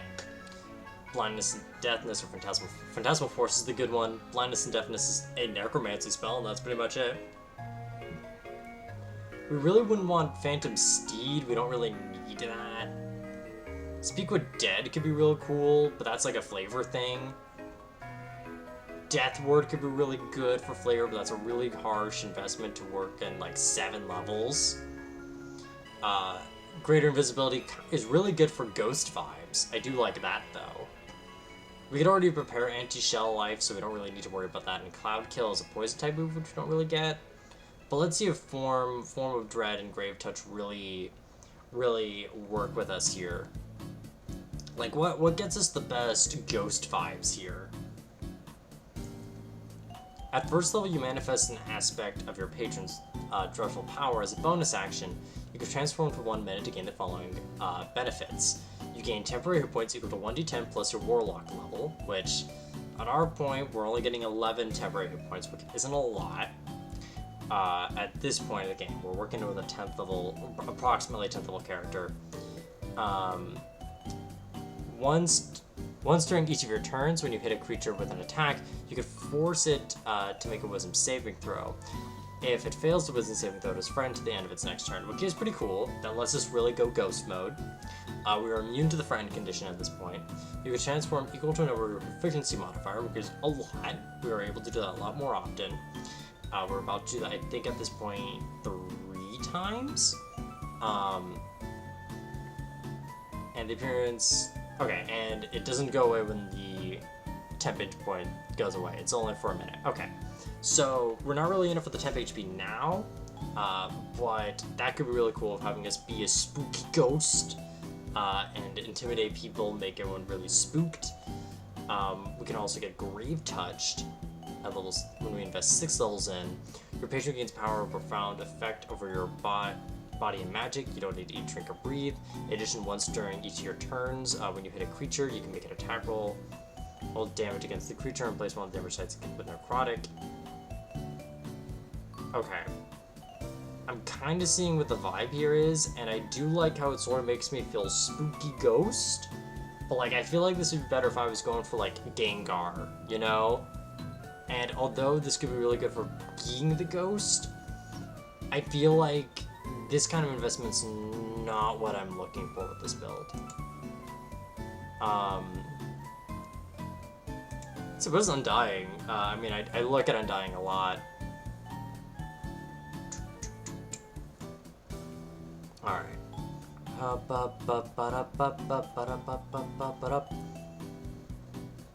Ooh, Undying could be pretty cool with this build, and here's why. Because I like the idea of this Frosslass, again, experiencing death and trying to cope with it by also horrifically going into undead to probably bring this person back to life. Here we get stuff like False Life and Ray of Sickness. Also, it's poison, a different type of damage, but it could be like spooky. It could be like a Shadow Ball. You know, it could be more like your Will-O-Wisp. It could be really anything. It doesn't have to be a poison type move. No, shut up. We can also get Silence instead of Phantasmal Force, which is a lot interesting to shut off other spellcasters to just sort of like freeze up their vocal cords or something. Could be real cool. We can fake deaths and speak with dead. We can have that death ward, make people sick, help out a little. We essentially become a lot more offensive support because going in what Druid already does well, as well as gain more information with Legend Lore. Starting at first level, you know the Spare the Dying cantrip, which counts as one of your Warlock cantrips. You can also have advantage on saving throws against any disease. Additionally, undead have a difficult time harming you. If an undead targets you directly with an attack or harmful spell, the creature must make a wisdom saving throw against your spell save DC. An undead needn't make the save when it includes you in an area of effect, such as explosion or fireball. On a failed save, the creature must choose a new target or forfeit targeting someone instead of you, potentially wasting an attack or spell. On a successful save, the creature is immune to your effect for 24 hours, which is pretty cool. This is a good way to sort of make you feel like immune to ghosts, because a ghost type is a big weakness of yours, so that could be really cool, and it could be a good way to have the Spare the Dying as like a way for you to like avoid this sense of death coming, to just sort of like, you know, again, prevent this dread of like, oh no, this is going to happen again, it can't happen again. That's cool. And then we'd get stuff like Defying Death, which could give us healing with Spare the Dying, or give us health when we succeed a death saving throw. It will mean that our capstone will not be as cool though. We will definitely have a lesser capstone, with not being able to... Yeah, really the only thing that we get here is that we don't have to have... We just have a quality of life thing here at level 10. Additionally, not have to worry about age, which is not that great. But I do like some of these abilities here, though, from 1 to 6 at least. Like, at least 9 levels would be really good to invest in, because we have some really interesting spells here. We could maybe get something else at,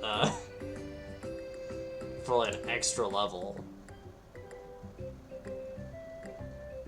Well, okay, if we invested in Sorcerer for 1 level, for Shadow Magic, that definitely wouldn't be a worthwhile investment, because that would... Yeah, no, that kind of seems like a problem, because that wouldn't give us a lot of spells. And we'd really only have Strength with Grave.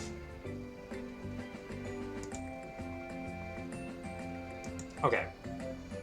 I think I'll go with the Undying, because I kind of like that vibe a bit more, and I do like some of the spells we can get from it a bit more than I do the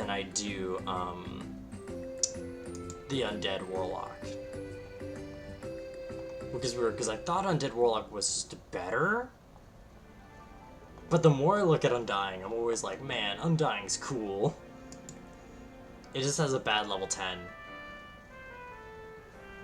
Alright, so yeah, we're only gonna be having 2 of our... Oh no, we can get 3 Warlock spell slots. Now, I do kind of want to look at multiclassing spellcasting rules.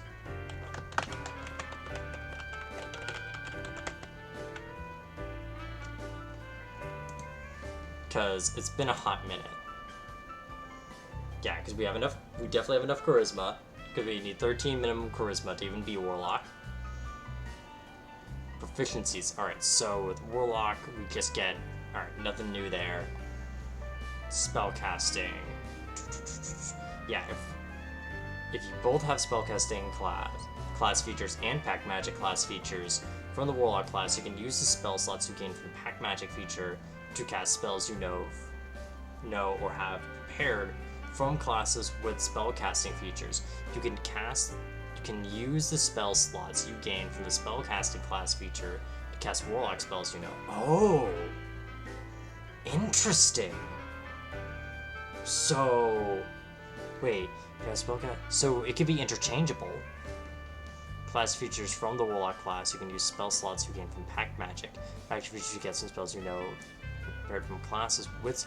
Oh, okay. So essentially we have both pack magic, it's its own thing, and our spell casting is going to be its own thing. So what this means is we're probably not going to be learning any more Druid spells, but we could cast Druid spells as if we were an X level caster. So say when we get to 11 total, we would be able to upcast a spell we know up to 6th level, but we can't know a 6th level spell. So say if for example we wanted to use say we wanted to use Hold Person, right? Once we get to a level 11 in total, so 9 levels Druid, 2 levels in Warlock, we'd be able to hold person up to 6th level, but we can't get a 6th level spell like Wall of Ice. But yeah, we're going to be doing Warlock.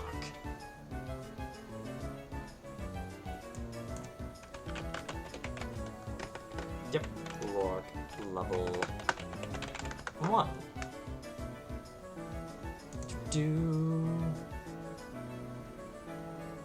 We're going to be doing the bullet points, baby.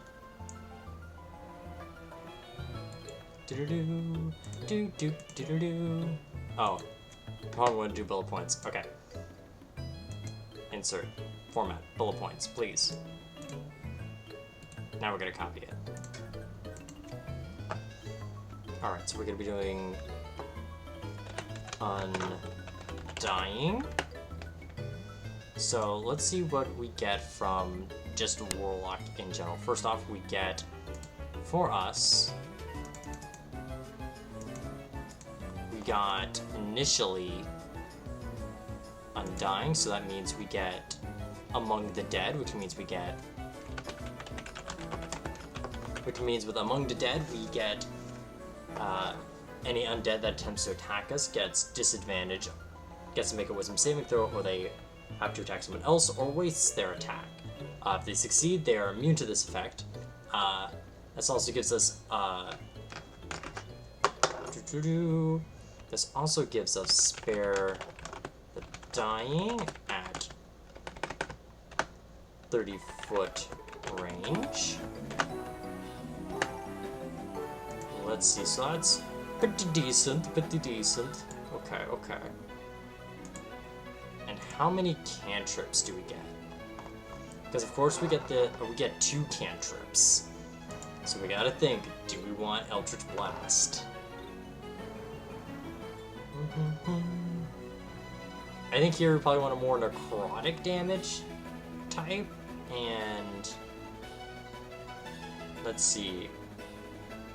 Chill Touch I think is a good vibe, even if Toll the Dead is better. And let's see.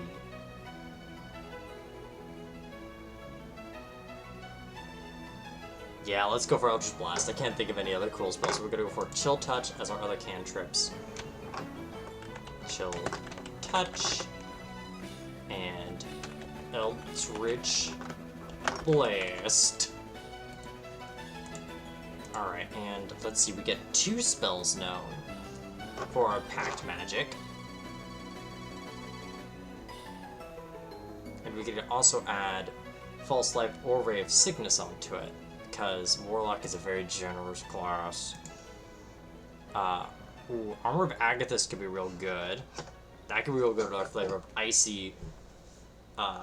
effects, because Armor of Agathis essentially encases us in an icy armor, giving us 5 temporary hit points per level this is cast, and anytime anyone hits us while the armor is in effect, they take that much, the amount of temporary hit points that we would have.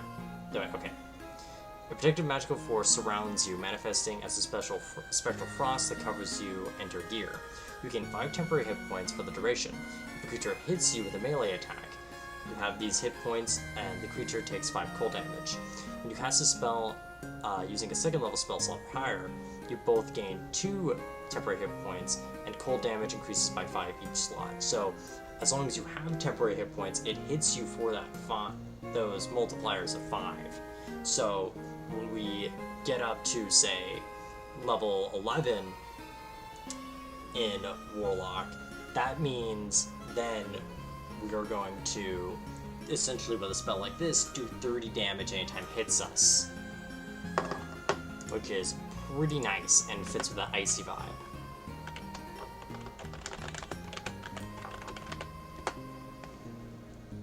Alright, we get that, and let's see, what's another good fun spell to get? This one we probably want a bit more of a spooky one. Ooh, Hex could be pretty fun. So what Hex does is a very good spell for a Warlock, where, essentially, you place a little curse on a creature, and until the spell ends, whenever you deal an attack against them, you get an extra 1d6 necrotic damage onto them, and they also have a disadvantage on any ability checks you choose to have on them. When the creature goes to 0 and the spell is still active, which again is up to an hour, you can use a bonus action to turn it on to a new creature. So this is a good way for you to sort of keep damage going, and also have enemies just keep on having sort of a debuff if they need to rely on any skill checks.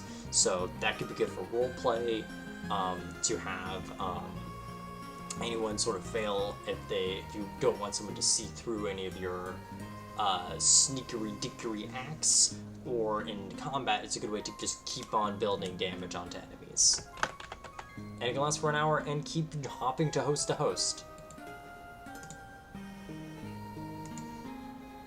And just for a reminder for anyone who doesn't know what Warlock works, Warlock spells will essentially cast at the highest level that they possibly can with Pact Magic. So this is going to be more entry-level, first-level magic, but as we go on, these spells are very few, but they hit as strong as they can. So this Armor of Agathis will always cast at highest level possible. So we're going at level 2 here. We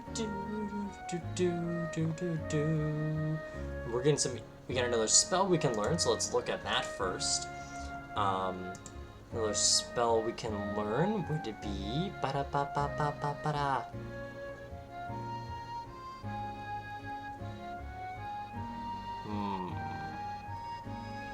Castella's Rebuke I don't see, because I don't think we're fiery. I don't think we have a Heart of Fire.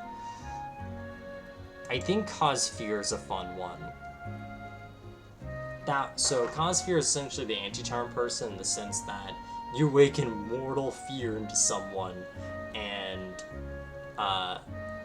basically have them the frightened condition, so they have disadvantage on attacks against you, and also can't come closer to you, but you can come closer to them.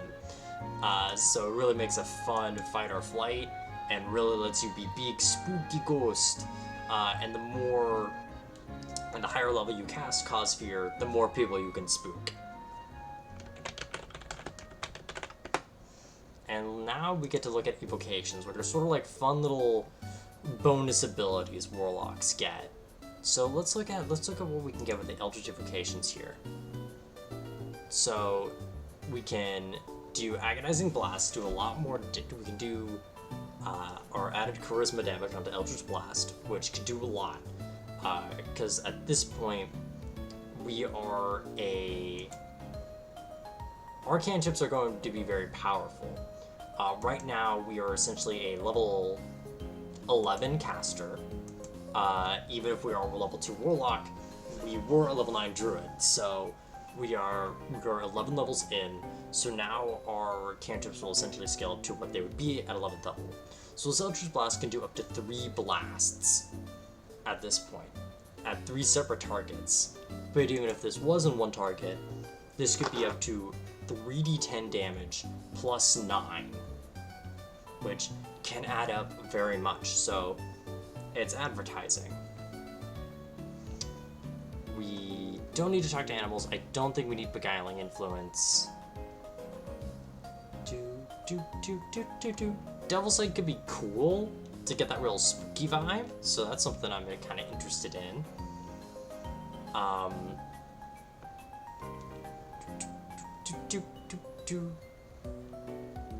Let's see, Eldritch Spear is not really what I'm looking for.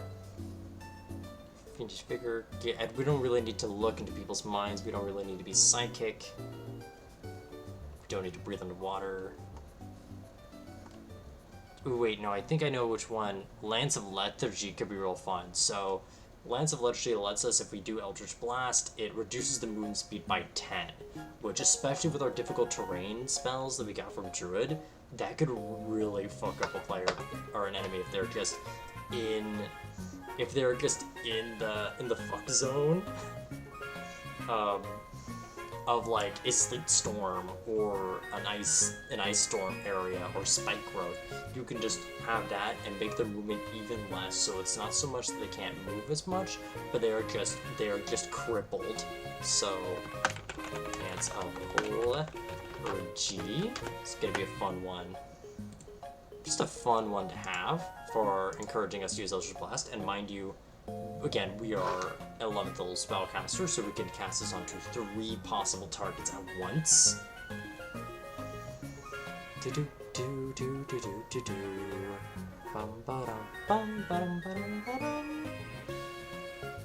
And I think I will go for Misty Visions instead of Mask of Many Faces.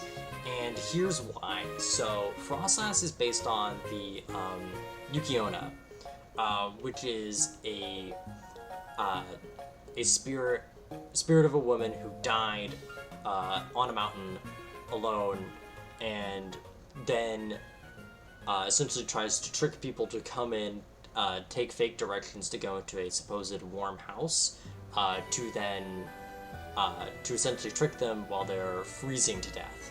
Like, give a lot of illusions so they think they're nice and warm and having a great place to stay while they freeze to death and eat their soul. You know, fun things like that. So I think having like a little bit of trickery like that would be real fun, and sort of in character of what the vibe is of Frosslass's inspirations.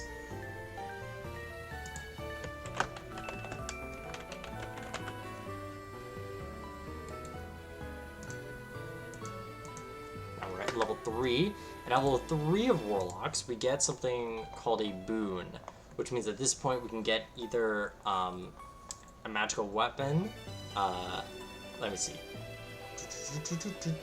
yeah, we get a pact boon, so either we can have a weapon that we can just summon at will, and is always considered magical, and it could also be attuned to a magical weapon. It's good for martial builds. I don't think it's what we're looking for. We're definitely a bit more spellcastery. Pack the Chain's not bad, but we also could summon a familiar if we want to through Wild Companion. We could get stronger familiars, but I don't think that's really necessary. Pact of Tome is a bit more appealing because we do get extra cantrips. I believe we get, what was it? You gain the feature to increase 3 cantrips from any class, which could be really cool. That gives us a lot of just passive spell casting, especially at our really high level, where these cantrips are going to be really strong. Again, we're a 12th level caster, so if we can't rely on our big spells, we can rely a lot on our just passive magical ability. They don't count against the number of cantrips you know, but if they don't appear in the Warlock spell list, they're nonetheless Warlock spells for you. And even then, if we lose it, we can just perform the ceremony at a short rest. So I think we're going to go for that. I feel like Frosslass, especially at this point, is more of a mystical figure. So we're just going to go for Head of the Tome. And at this point, we're not going for Warlock spells, we're just looking at any cantrip. We're getting so many cantrips. Looking at all spells, we're looking at cantrips. Alright, so let's see, did we already get Chill Touch? We did, okay. So let's see, we can oh god, we can also get Ray of Frost. Though at this point we don't really need Ray of Frost because we got Eldritch Blast with Lethargy, which is essentially just better Ray of Frost. Let's see. Ooh. Okay, so okay.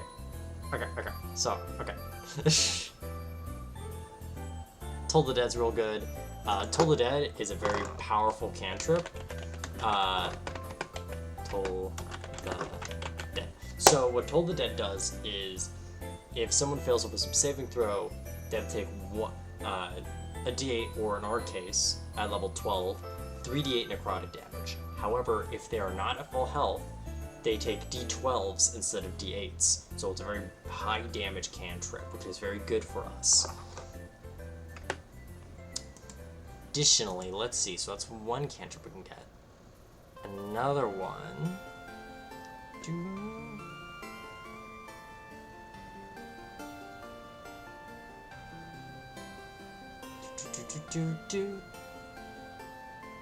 So we already got Chill Touch.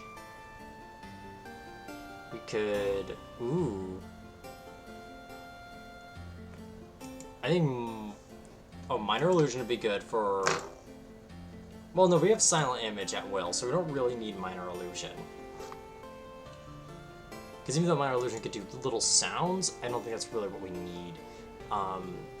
But Mind Sliver could be real interesting. It's more just us doing like psychological attacks, but just like spooky ghost tricks. That could be real cool. So what Mind Sliver does... Ooh.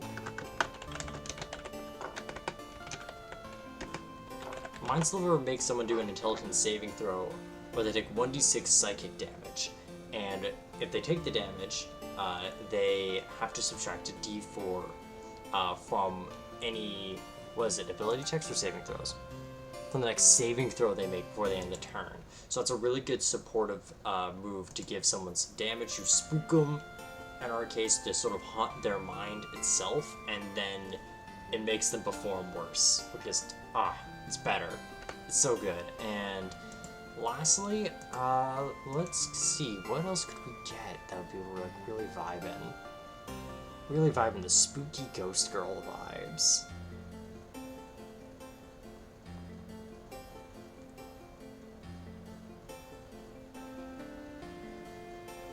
Why not Message for like some utility and as a way to like do like ghostly whispers to people? This is a little bit of utility as a treat. And additionally, we get another spell at Warlock. That's right, we get things as Warlock, I swear. Let's see. It's still... Okay, we get access to second level spells at this point. So we can look at a second level spell to pick up. Yeah, I don't think we need... If we wanted to pick up Darkness, we could pick up that Dark Vision, the Devil's Sight. We already got Hold Person. We always have that prepared. Let's see. Shadowblade isn't really the best.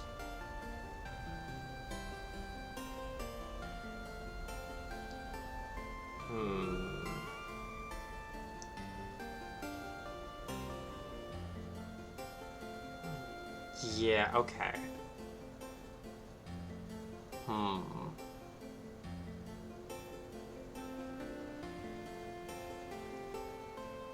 Alright, yeah, because mirror image is mirror image is cool, and that sort of fits like ghost vibe. But I don't think that's really gonna be worth it. Same with the Ray of Enfeeblement, that sort of works for like the ghost type playstyle, especially with Pokemon. But I don't really feel like these work. So let's look back and sort of look at. I think we can wait on Misty Visions. We can get that later. I think now we should get Devil's Sight.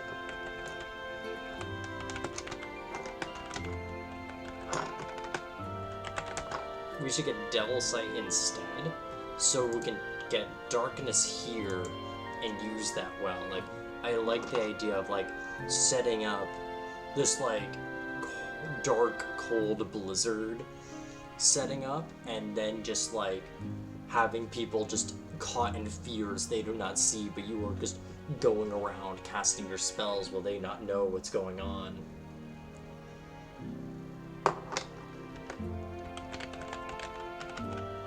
Alright, so we get that. We get that. We really do. Get that to level 4.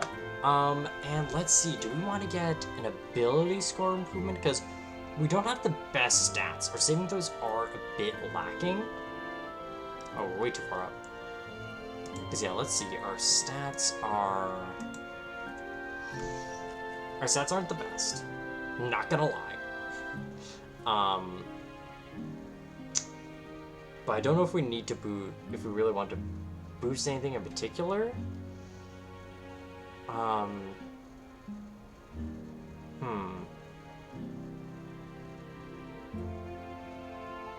Let me check out cantrips work for multiclass.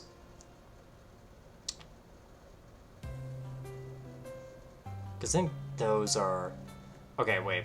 Yeah, I think we want to boost the charisma, actually. Because I think with the massive amount of cantrips we've gotten, that counts as warlock spells. Those are going to be a lot more of our casual use abilities, so we're going to focus a bit more on charisma here.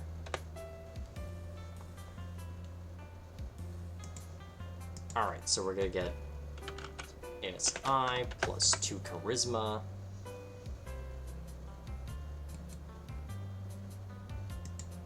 We're going to get to level 5. Oh, we get another spell. What am I doing? What am I doing? What am I doing? Alright, so we get another spell around 2nd level. Why don't we get invisibility so we can really get to ghost? Yeah, we can get invisibility so we can be a ghost and have other people sort of fade in and out of ghostlyhood.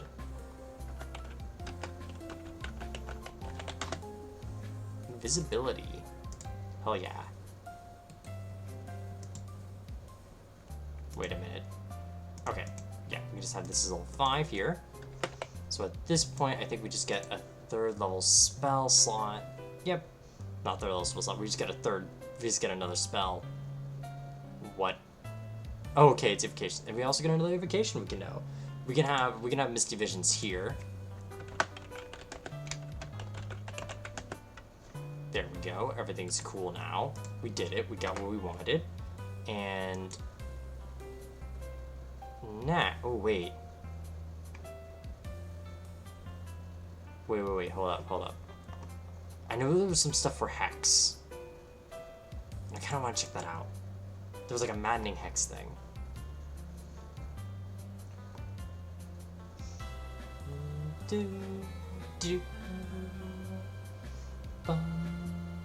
Let's see, where's Maddening Hex? Maddening Hex. As a bonus action, you can cause psychic disturbance on a creature of your Hex spell, or by a Warlock feature of yours, such as Hexblade's Curse or Sign of Ill Omen. When you do so, you deal psychic damage to the creature you choose within 5 feet of it. The psychic damage is equal to Charisma modifier minimum 1. To use this evocation, you must see the cursed target. It must be within 30 feet of you. Okay, like that's guaranteed damage, but it's not a lot. I'd rather... Hey, Urswick. We're just going summer vacations here. I was looking at Maddening Hex, which does some chip psychic damage, which isn't bad. Oh, wait. Wait. When you do so, you deal psychic damage to the cursed target and each of your choice within 5 feet. Oh. Okay, that's actually pretty cool. I think I will put that in.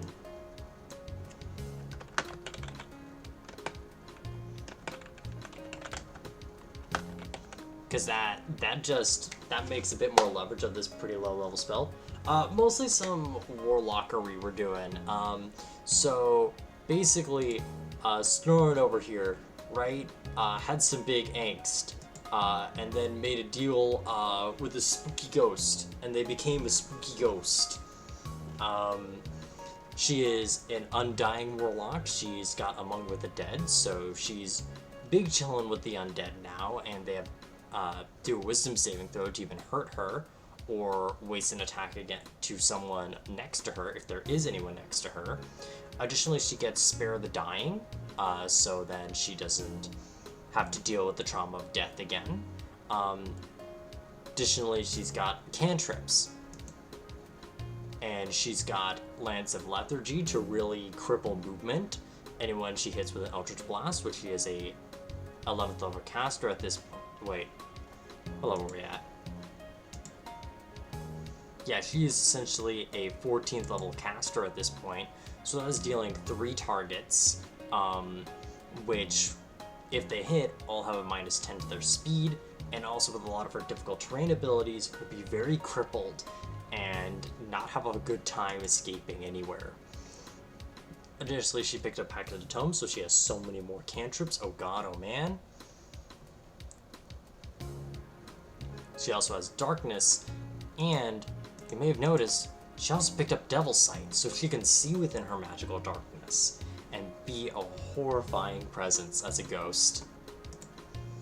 We recently just got we boosted up her charisma and gotten her invisibility so she can fade in and out like a ghost. And now we got Maddening Hex, so if anyone affected by her Hex spell, which is going to be a good use of one of our pragmatic spells to do extra tip damage on a target, as well as give him a disadvantage on ability check, we can continuously spread that around, and anyone near the person hexed will just automatically take psychic damage equal to our charisma modifier, which is 4. So that's neat. But we get to pick another spell. We get to pick another up to third level spell.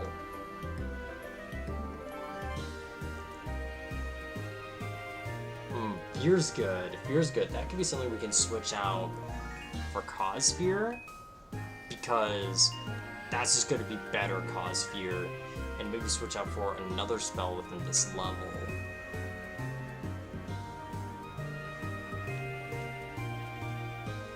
Ooh, let's see. The Spirit Shroud specifically melee attacks. Until the spell ends, you make 1d8 extra damage within 10 feet of you.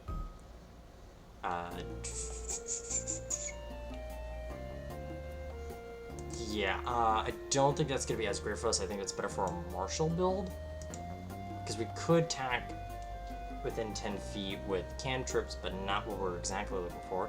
So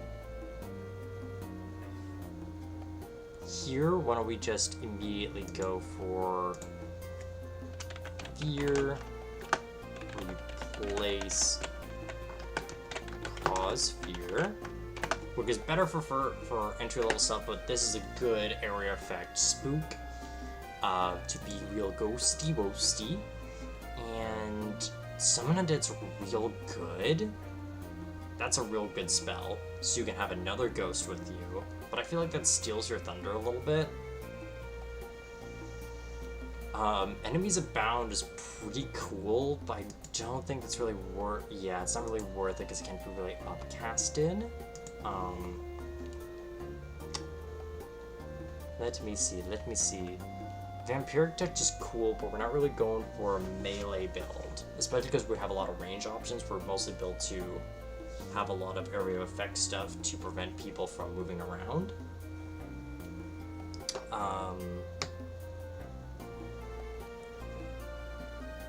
let's see. Oh, interesting. Warlocks can't bestow curses? That's crazy. They can remove them, but they can't bestow them? Ooh, I think... Okay, so... Because we got Misty Visions, right? I feel like I feel like Major Image would be really good here because... Yes, we got a lot of damage, but also a big part of the Yuki-onna is making an area seem like what it is, so you want to go into a place that's clearly a trap, right? And so Major Image is basically a big illusion where you get, like, how big is the radius? Like a 20-foot cube that you can make it seem very real. It has senses like sound, smell, temperature. Like, it is a very realistic looking illusion.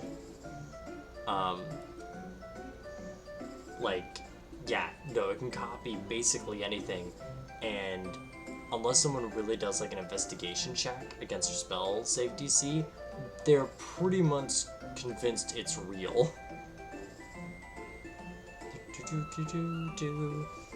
So it could be real good having like either having like a setup or to hide your difficult terrain that you're setting up or about to happen, which I think is kind of neat. Oh, hi Giovanni. So we're gonna do Major Image. Here we get to level 6, and we get to go to our Warlock staff. Hello for our subclass. Hello, Undying. Yes. Here we go.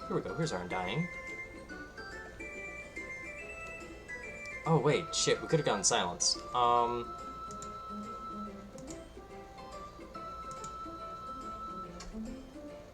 Here, we never needed to get rid of fear.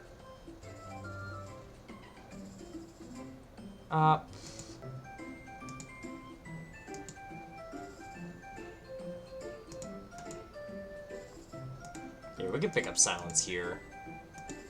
Because silence is real good. Because that basically is no talking. Stop. Everything is quiet. No spell casting here, thank you, please. Because, like, is it concentration even? Okay, it is, but it's a 20-foot radius of no sound. So it could be really good for you setting things up. It would be like, nope, you're not gonna know anything that's going around in here.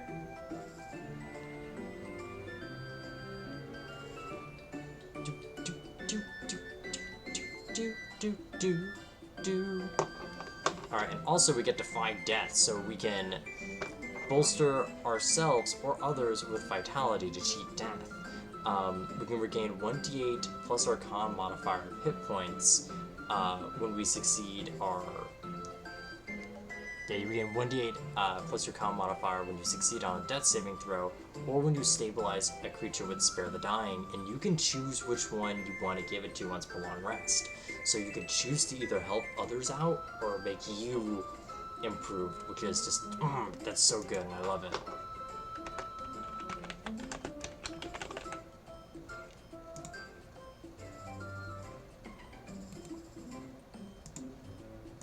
We're getting to level 7. Oh. Hi, hello, okay, I guess you're going away. Hi, Pingaro. We're getting to level 7. Level 7. Let's see, at level 7, do we get another evocation? We do get another evocation.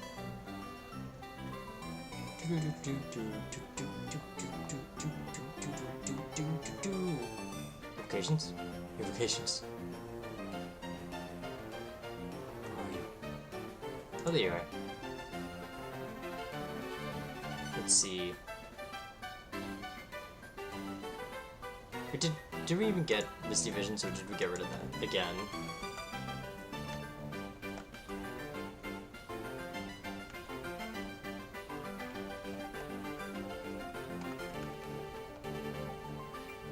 Yeah, I think we got rid of that. So we're gonna actually get Misty Visions.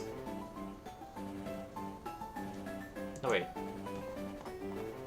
I don't get 4 of them, right? Because we just got a new one at level 5. Oh no, we're at level 7. Okay, never mind. I'm tired now. I'm sorry.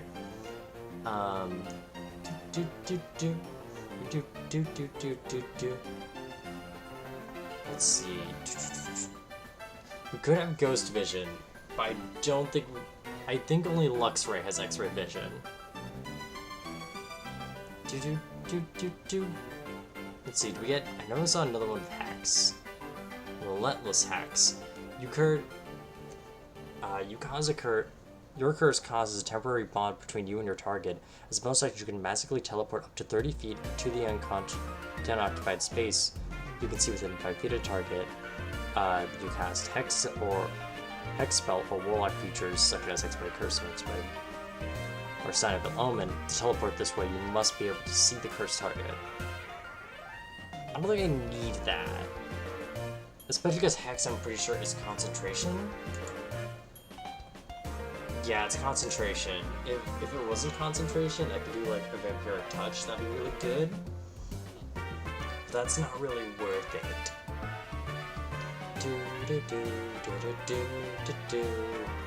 Let's see.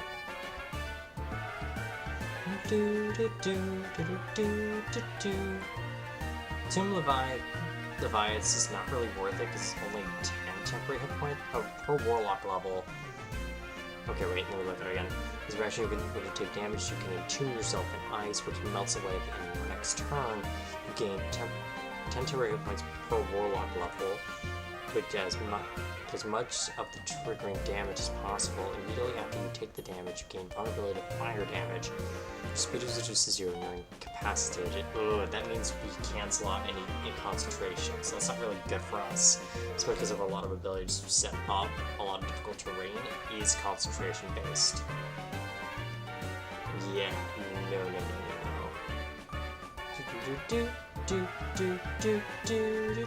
We don't need Trickster's Escape, we can already cast Freedom of Movement. Let's see.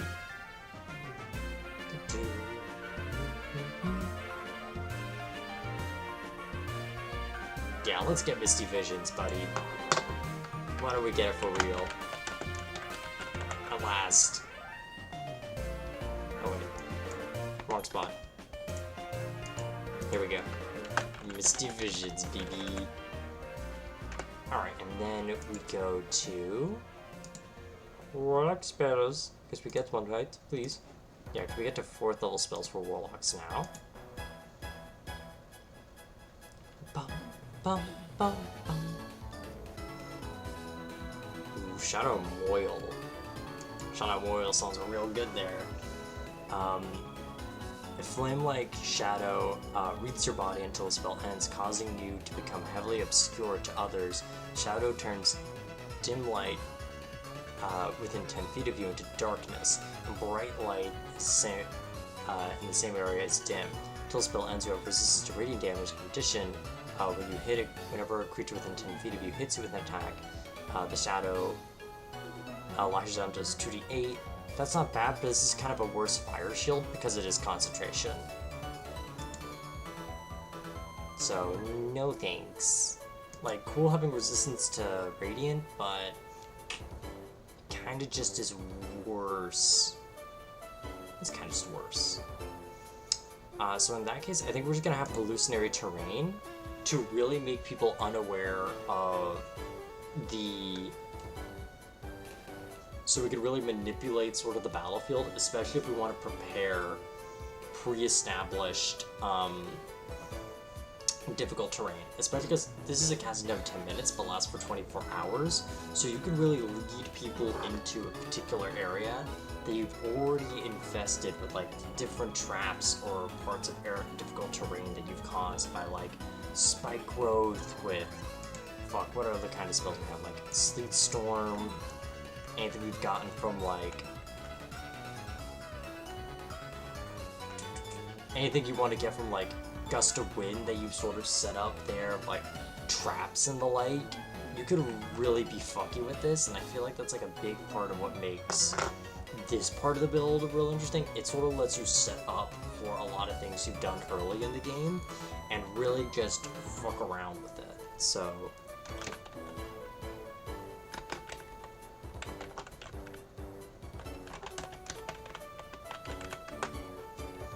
spell's gonna be our main spell there. 8th level, we get another spell. Oh, we got another cantrip a while ago. Got another cantrip at level 4 that we completely forgot about. Was that level 4? Yeah, it was. Okay, cool. What other cantrip do we even want to know? What other cantrip do we want to know? We have so many cantrips.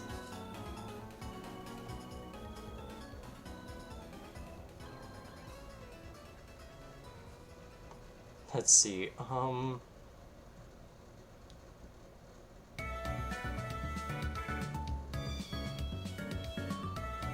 you know, we can just have friends. We could have friends as a treat, because I can't think of any other cantrips that actually works with this build. Just friends to make people seem really friendly with you for a moment, so you can buy into a lot of things that lead into the illusion traps.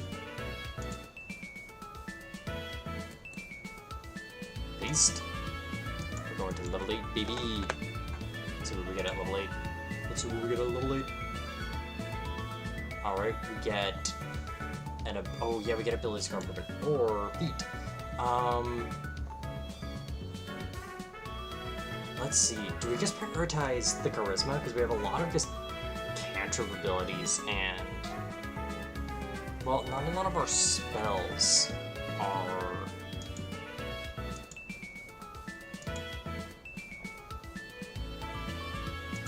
so let's see, we got a lot of spells that are concentration. A lot of our... Okay, let's look at our spells that we have here that we've got recommended, right? We've got like Entangled, we got Ice Knife. We got like Hold Person, we got Moonbeam, we got Gust of Wind. Okay, I'm seeing here we probably want to boost that Wisdom. I think now it's time to boost the Wisdom. Because a lot of our Wisdoms really do rely on saving throws. Like, before we were really going for the damage. But now we need to amp up our Wisdom gain a bit. Alright, so we got at least... Oh, we got at least +4s in both, which is really solid.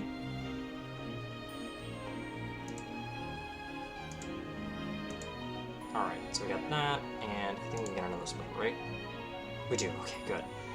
I thought for a moment we entered the Sorcerer Zone. What do we get for our subclass of level 4, for our level 4 stuff? Could get Death Ward, that's actually really good. That one I think would be a good one for us to protect someone from death. So essentially, Death Ward is a spell you can cast on someone, and as long as it's within 8 hours, and they would normally be reduced to 0 hit points, they can instead be at 1, so it's a way to prevent a character from going down. It's essentially a contingency plan.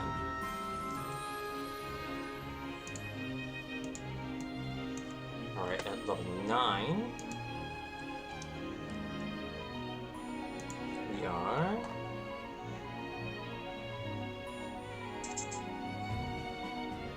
We get another vacation. We get another vacation, guys. Let's go. Let's go for your vacations. Me and the homies love the vacations. Alright, so let's see what we can get at level 9. This one, okay, but we can just use a spell slot for it. That's not as cool, boys. Can. Compulsion's alright. Not really a big fan of that.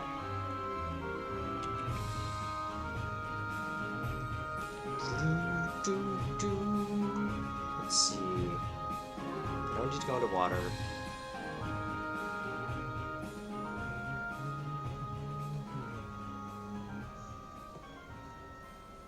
I'm Mask of Many Faces could be cool.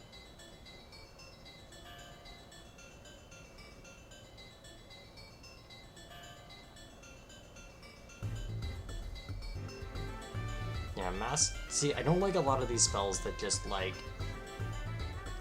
uses the Warlock spell slot to cast a spell you probably should already have.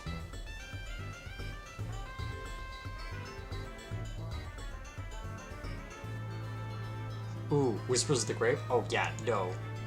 At will, speak with dead? Yes. Yes, that is exactly something I want. Please and thank you. Please and thank you, I'd like to have it right on my desk, sir.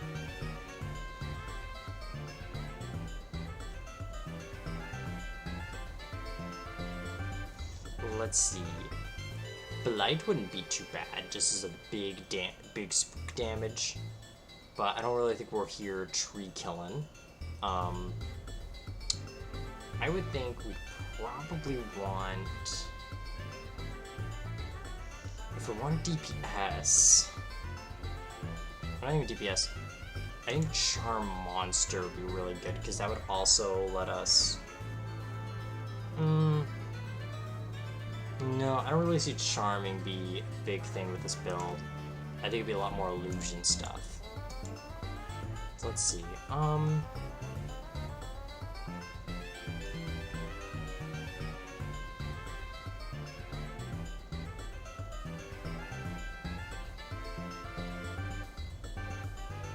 Here, when we just have someone undead here, so we can have someone in our anti-life shell that we can do as a as a druid, and summon another fellow ghost.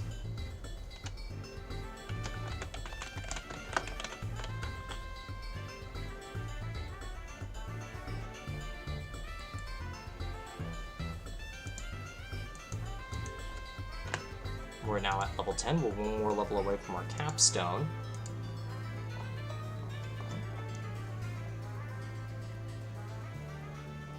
Let's see. Let's see, at this point we get, yep, just one more spell, but now we can get something at 5th level. Oh.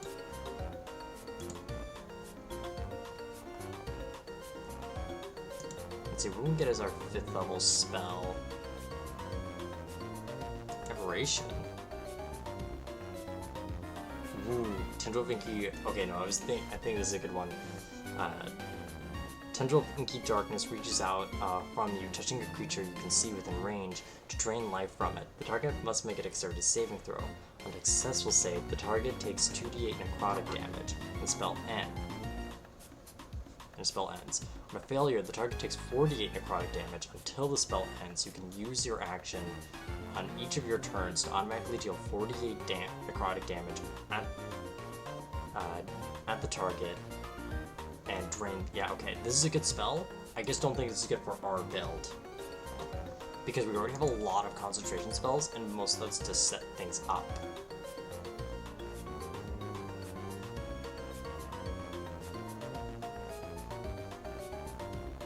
Oh, Mislead would be so good if it wasn't concentration. Because Mislead essentially, it essentially tricks people, like, you're invisible and you have, like, a duplicate that, like, sort of has, like, hey, you should come over here, and you can follow that, they follow that illusion, like, if it were you. So, yeah, no, that's a shame, because if it wasn't, that'd be really good to set up the net, like, the secret terrains and everything,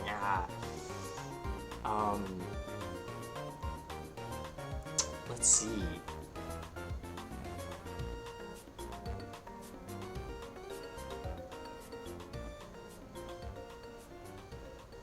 I guess we'll go for Negative Energy Flood, because this could go well with either doing a lot of damage to someone or buffing up the summon that undead you can now summon, because what Negative Energy Flood does is the creature must make a Constitution saving throw, or they take 5 to 12 necrotic damage, or half on a success. If the target is killed by this damage, they rise up as a zombie at the start of the next turn. Pursues whatever creature is closest to it. If you target an undead with this spell, they get 5d12 temporary hit points. So again, that could be really good synergy if you want to use it on your summon undead that you have, but because this is not concentration, it's instant. So let's go with that.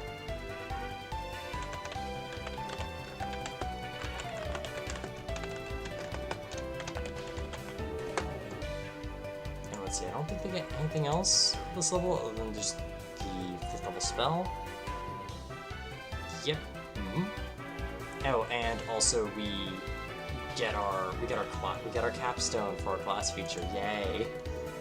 Which is just we don't need to eat, drink, or breed, so we get some undying nature. It was a bit underwhelming, but say la vie. And now we get our final level. It could be 11th level Warlock. At this point we have, I believe it would be Mystic Arcanum. So let me double check how Mystic Arcanum actually works. So Mystic Arcanum, at 11th level, your patron bestows upon you a magical secrets called an Arcanum. Choose a 6th level spell from the Warlock spell list as this Arcanum. You can cast the Arcanum once without expelling a spell slot. You must finish a long rest before you can do so again. Higher levels you can do the same thing, but with level 7, 8, and 9. Okay, so let's pick out what our Arcanum's going to be, as well as pick up another oh wait, no. Wait, do they not counters against their spells? Wait, hold up.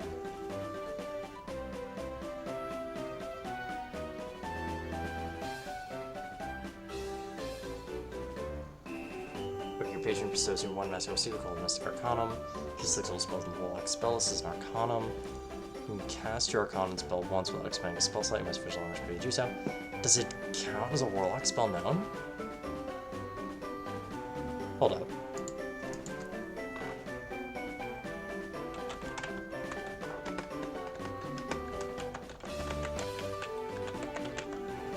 Yeah, does it count against spells? No, the Warlock's back magic features completely separate from Mystic Arcanum. Oh! That is actually good, though. Cool. So... nice. Alright, so we get an additional first level. Alright, so we get Mystic Arcanum. So yeah, let's pick up our level for the spell, and let's pick up another one. So, ooh, okay. Okay. Alright.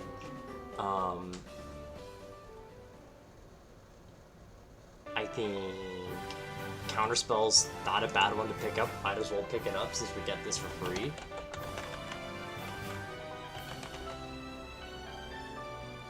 Never hurts. Actually, why don't we go for Enemies Abound, because that one's just a fun one. Because that one essentially just makes someone do an intelligence saving throw, and if they fail, they just assume everyone is out to kill them. This makes them super paranoid. And let's see, what could be our Mystic Arcanum? Get Circle of Death, we can create the Undead. I bet it's not a great one. Ooh, a Vestiture Ice could be real cool. Ooh, I want to see what Vestiture Ice does. So, okay, it's concentration. But until the spell ends, ice rims your body. You gain the following benefits: you're immune to cold damage and resistance to fire. You can move across difficult terrain created by ice, snow. Okay, but we already gained those benefits. We can already immune to cold damage is good. Ground 10-foot radius of you is icy and difficult terrain for any creature other than you. That's good. And when you use your action to create, a 15 foot frozen cone of freezing wind extending from your outreach hand direction you choose. Each creature of the cone must make a Constitution saving throw. A creature takes 46 cold damage on a save. A failed save and half as much on a successful one. A creature that fails to save against this effect has its speed reduced by half to the next turn. Not bad, not really worth it for an action for 6th level spell. I don't think so, boss. Let's see. Ooh, maybe Mental Prison. Let's look at Mental Prison and Tasha's other like guys. Because I think Mental Prison would be really good for like the Yukiona vibes, you know? You attempt to bind a creature with an illusionary cell that only it perceives. One creature you see within range must make an intelligence save, though. The target succeeds automatically if it is immune to being charmed. One successful save, on a successful save, the target takes 5d10 psychic damage and the spell ends. On a failed save, the creature takes 5d10 psychic damage and you must make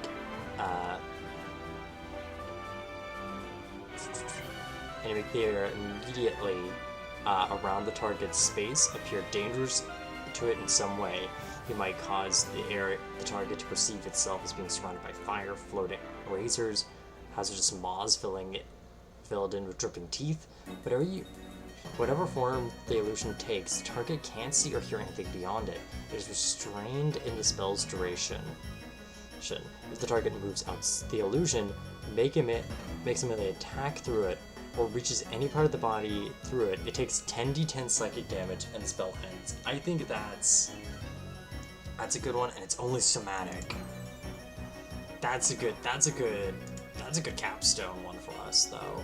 And I think really captures that idea of like, no, you have entered the mind cage of the Yukiona.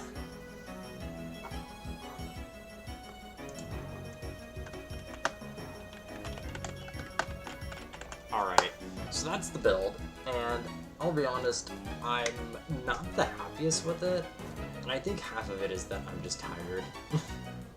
I think I'm tired. I kind of stayed up a bit later than I was expecting. I do think the multi-classing made things a bit difficult. I think I should probably be a bit more cautious, or reevaluate how I want to address prepared spellcasters.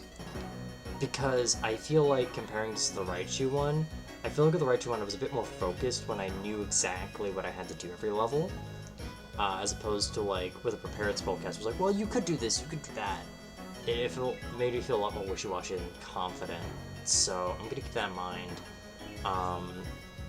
Also, when transferring the Frosslass with multiclassing, I was kind of expecting that to be a bit more smooth, rather it be Sorcerer or Warlock, but I feel like it really did just change the vibe entirely instead of like made it spicy, and I really do feel like I had to struggle to like find spells that really like fit the vibe, because they're two very different vibes, and I don't know, in a vacuum I don't really see it working. I feel like this is definitely a type of character that like, if I wanted to play, maybe if I sit down later and like work on the character sheet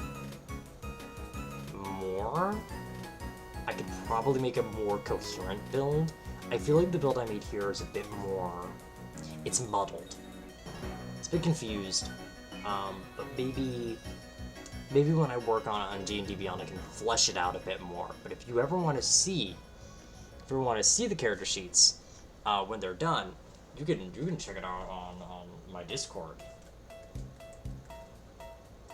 Right here, where I have a dedicated channel to posting up the character sheets. Right now I mostly have Raichu, but later within the weekend I'll be posting this character sheet, hopefully a bit more fleshed out. I also think I had a lot more daydreaming for how this character would go, and I think I got a lot tired and was like, hey, I gotta get up in the morning. I just gotta get through this because it takes like 3 hours. But yeah, I'm tired, and I'm gonna raid someone. I'm gonna be raiding us to the person who got out of their debut, Devious Demeter Lupin, who's doing a funny tier list for Weird Al Yankovic music videos. I've been vibing with Demeter a lot. They're very great. They've recently done some rebranding, and they're just living their best life. Demeter Lupin. Alright. So, thank you for anyone who came by, whether past, present, or future. I hope you have a nice day or evening, and until then, I hope to see you later. Bye-bye. I'm tired.